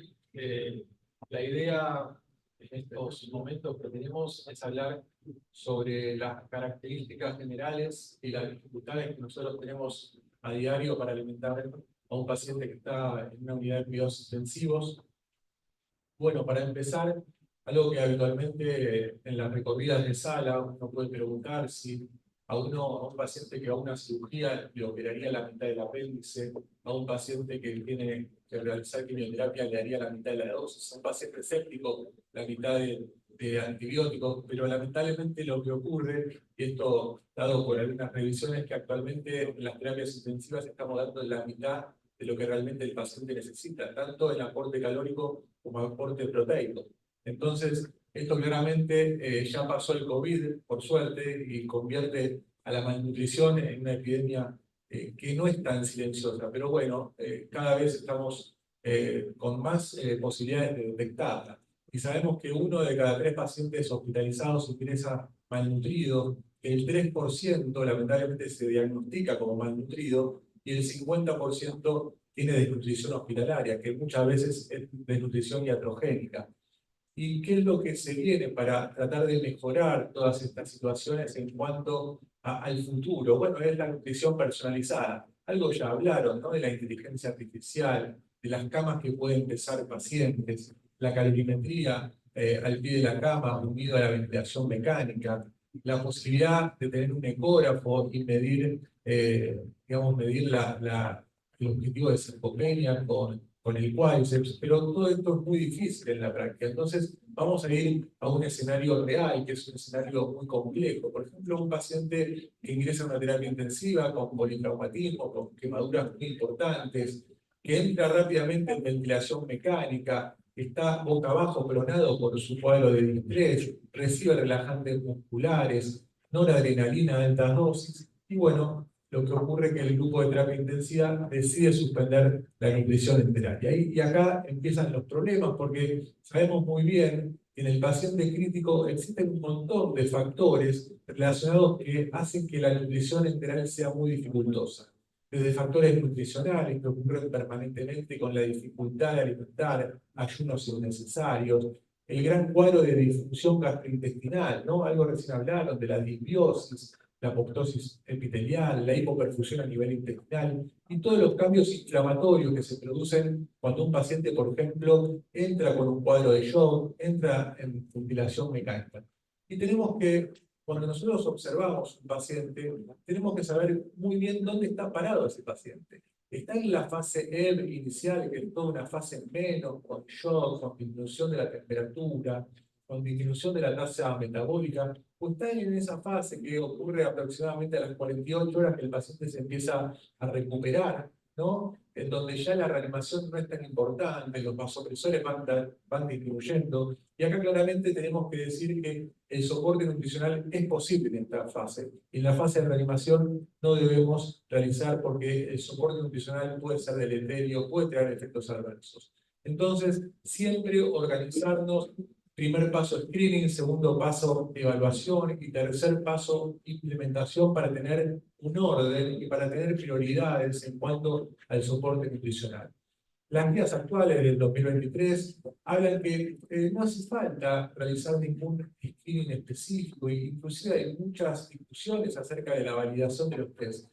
Todo paciente que esté en terapia intensiva por más de 48 horas ya lo debemos considerar un paciente en riesgo de nutrición y un paciente que va a necesitar algún tipo de soporte. Vamos a ver brevemente algunos consejos nutricionales. Primero, ¿cuándo empezar la alimentación enteral en un paciente crítico? Claramente, la nutrición, la provisión de nutrientes en forma exógena, en forma temprana, va a ayudar a mitigar el estado catabólico, va a prevenir la atrofia de las vellosidades intestinales, la apoptosis de los enterocitos, la inflamación, la disbiosis, todo lo que tiene que ver con la atenuación de todas estas citoquinas preinflamatorias. Una gran cantidad de metaanálisis y revisiones sistemáticas que hablan que la nutrición enteral temprana, en comparación con la tardía, parece ser beneficiosa en cuanto a resultados de morbilidad, en cuanto a resultados de infección. Entonces, las guías nos hablan de ciertas recomendaciones que actualmente tenemos que priorizar la nutrición enteral temprana. Algunas de ellas ya las nombraron en este simposio, pero siempre es bueno remarcar, ¿no?, la presencia de ruidos intestinales. No tenemos que esperar dicha presencia. También podemos alimentar a pacientes que tienen diarrea y también podemos alimentar claramente pacientes que tienen cirugías gastrointestinales muy graves. Bien, ¿qué pasa cuando los pacientes reciben vasopresores? ¿Qué tenemos que hacer frente a esta entidad? Claramente, los cuadros de shock, donde hay una disminución de la oferta de oxígeno y hay un incremento del consumo de oxígeno, esto es una gran preocupación para todos nosotros y esto puede poner en riesgo la perfusión intestinal. Y tenemos al pie de la cama ciertas pruebas muy sencillas para ver cómo está la perfusión. Y claramente es muy raro, ¿no?, observar lo que se llama la necrosis intestinal no oclusiva. Está reportada en menos del 1% de todos los pacientes, así que no hay evidencia real en líneas generales entre el shock, los vasopresores y la presencia de este tipo de necrosis. Claramente, cuando utilizamos vasopresores, estos tienen efectos en la circulación intestinal y generan vasoconstricción. Los más dañinos, claramente, son la norepinefrina, la vasopresina y la epinefrina, que generan una alteración del flujo epláctico que nosotros, por lo menos, somos los que utilizamos más frecuentes estos vasopresores. Hay revisiones y estudios que hablan que la nutrición enteral temprana es segura cuando se utilizan inclusive 2 vasopresores a la vez, y esto lo podemos ver, y es muy raro, como dije recientemente, las complicaciones relacionadas con isquemia intestinal.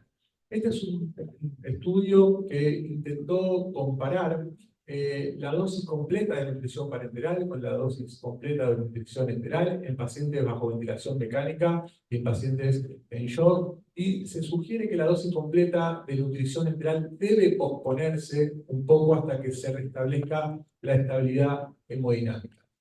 El otro estudio muy similar, que es el Nutribilera 3, esto tiene como objetivo, este estudio intentó comparar dos grupos. Uno en los cuales se le hacía una restricción calórica y una restricción proteica muy importante versus la alimentación enteral estándar con 25 kilocalorías y 1 a 1.3 kilocalorías de proteínas.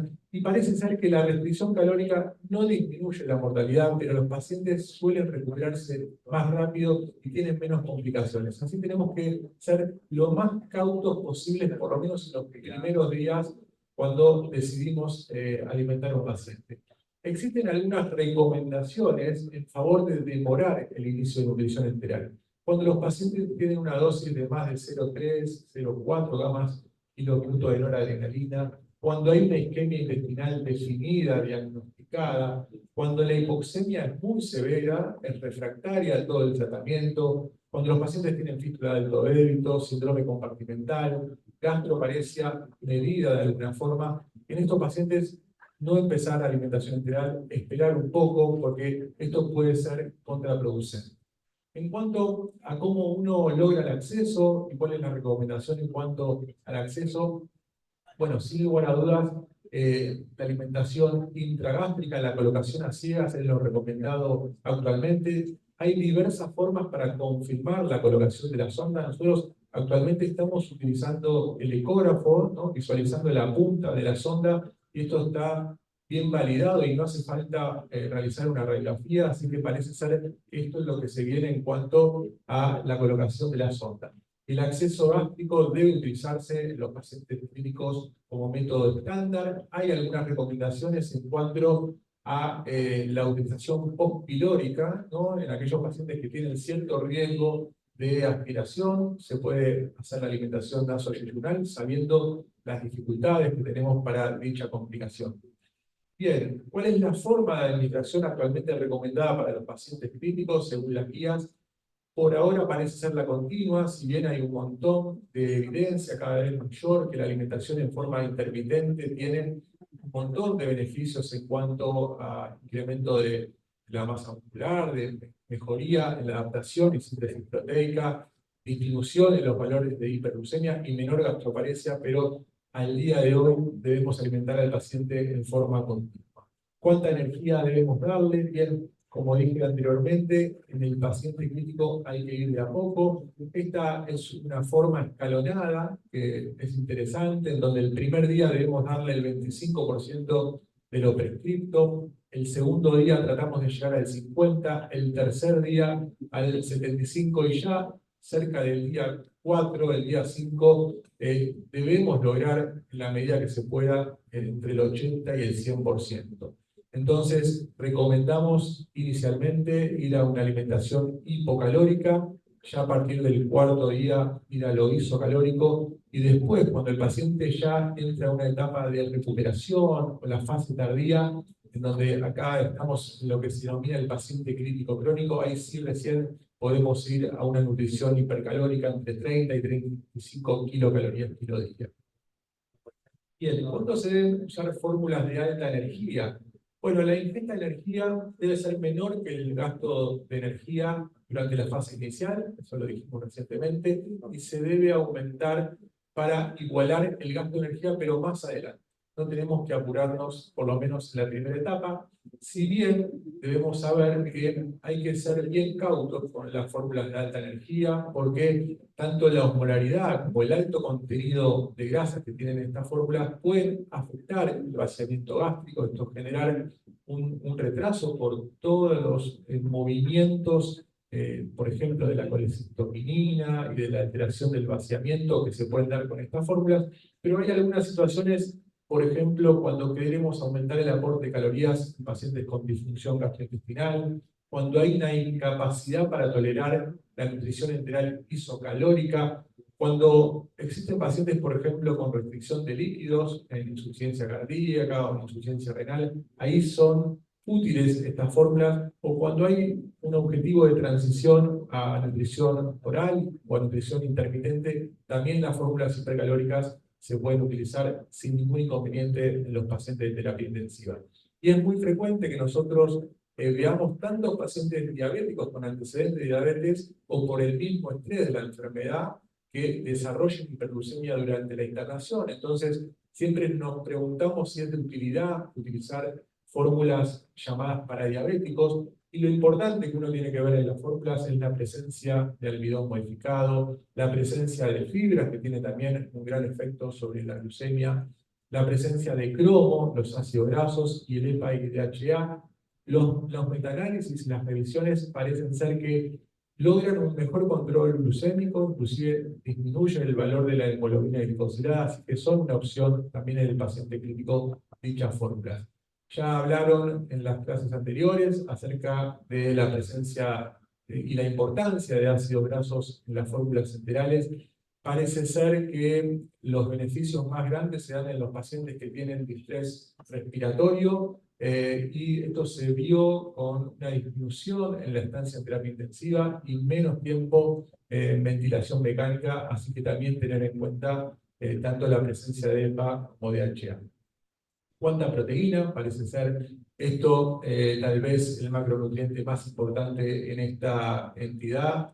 Hay un gran catabolismo en el paciente de terapia y la masa muscular se correlaciona con supervivencia en terapia intensiva y sirve de alguna forma como reserva metabólica, ¿no? Este es Paul Wichmeyer, que tiene una enfermedad que siempre nos muestra en varios foros, en situación prequirúrgica de resección intestinal y postquirúrgica. Vean la gran pérdida de masa muscular que él tiene 2 meses después de haber estado en terapia intensiva. Porque los pacientes de terapia intensiva pierden mucha masa muscular y suelen perder 1 kilo de masa muscular por día, y el mayor problema se ve durante los primeros 10 a 15 días. Y también lo más importante, que existe un gran hipercatabolismo y un gran hipermetabolismo que se puede perdurar a lo largo de los años. Y vemos pacientes muy hipermetabólicos, taquicárdicos, con sarcopenia, luego de haber estado 2 o 3 años de la terapia intensiva, y también para estos pacientes existen tanto estrategias nutricionales como estrategias farmacológicas.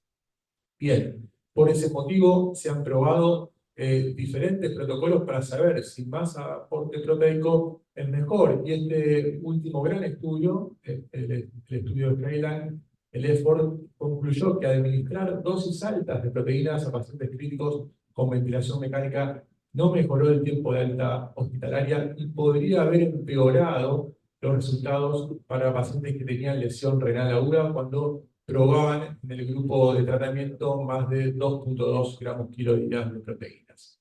Entonces, en cuanto a ciertas estrategias para revertir la malnutrición y el aporte proteico, tenemos que ser prudentes con la administración inicial de proteínas, ir a una dosis entre 0,8 gramos kilo día los primeros 3-4 días, para luego llegar a objetivos proteicos entre 1.2 y 1.3 gramos kilo día de proteínas. Aporte en obeso, siempre una dificultad en el paciente de terapia intensiva porque no sabemos bien el peso real, entonces tenemos que tener en cuenta el peso ajustado según el índice de masa corporal, ¿no? Y si el paciente tiene entre 30 a 40 de BMI, entre 2 gramos kilo día sobre el peso ideal. Si tiene más de 40, tenemos que ir un poco más. La recomendación actual es 2.5 gramos kilo día.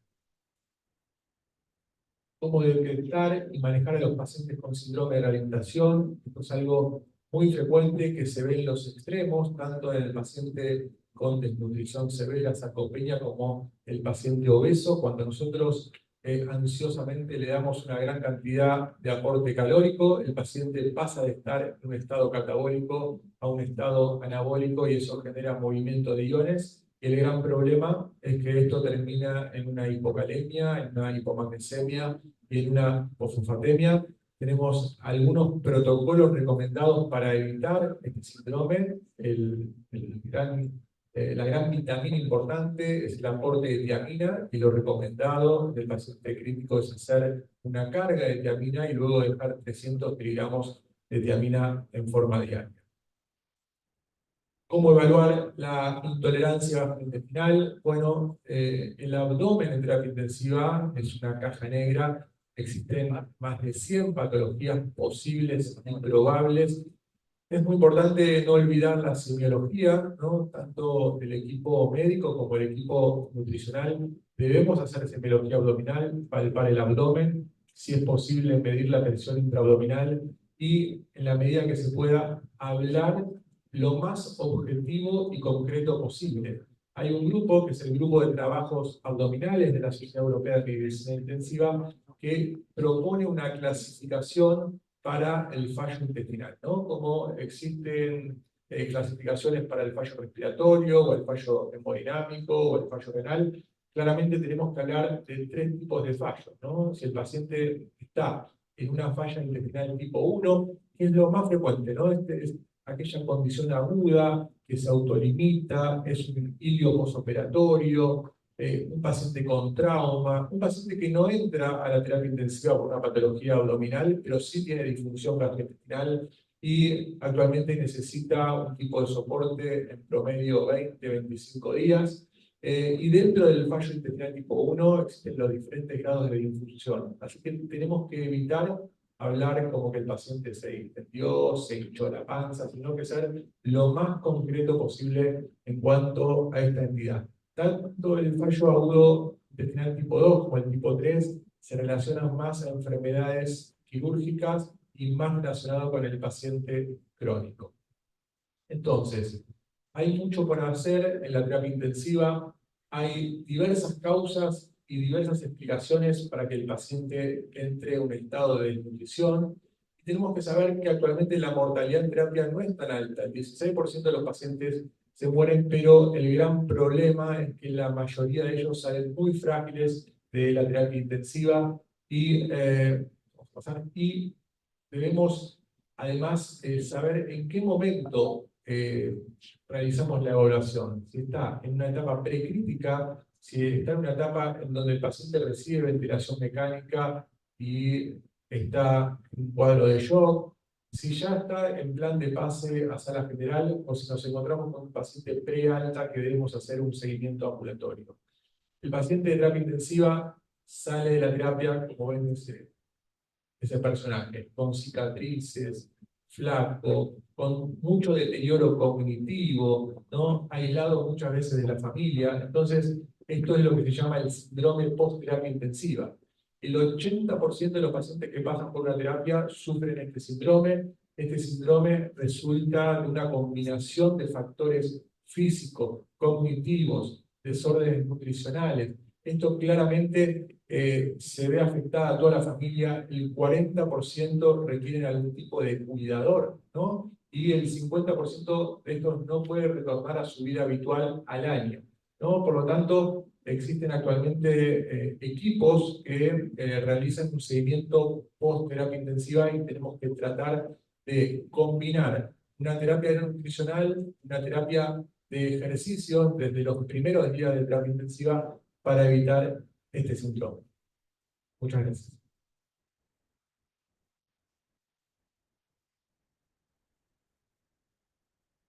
Siendo la participación del doctor, y vamos a invitar al doctor también para darle su diploma de reconocimiento. Doctor,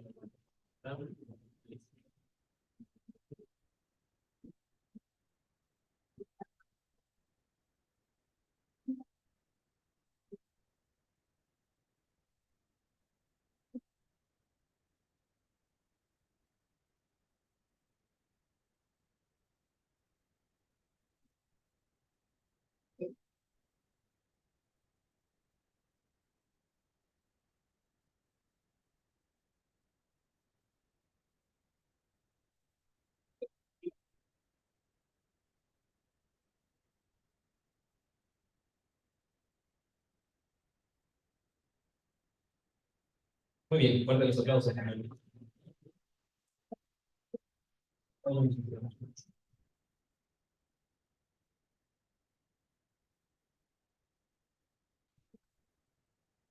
Muy bien, agradecido por su participación. Muy bien, no se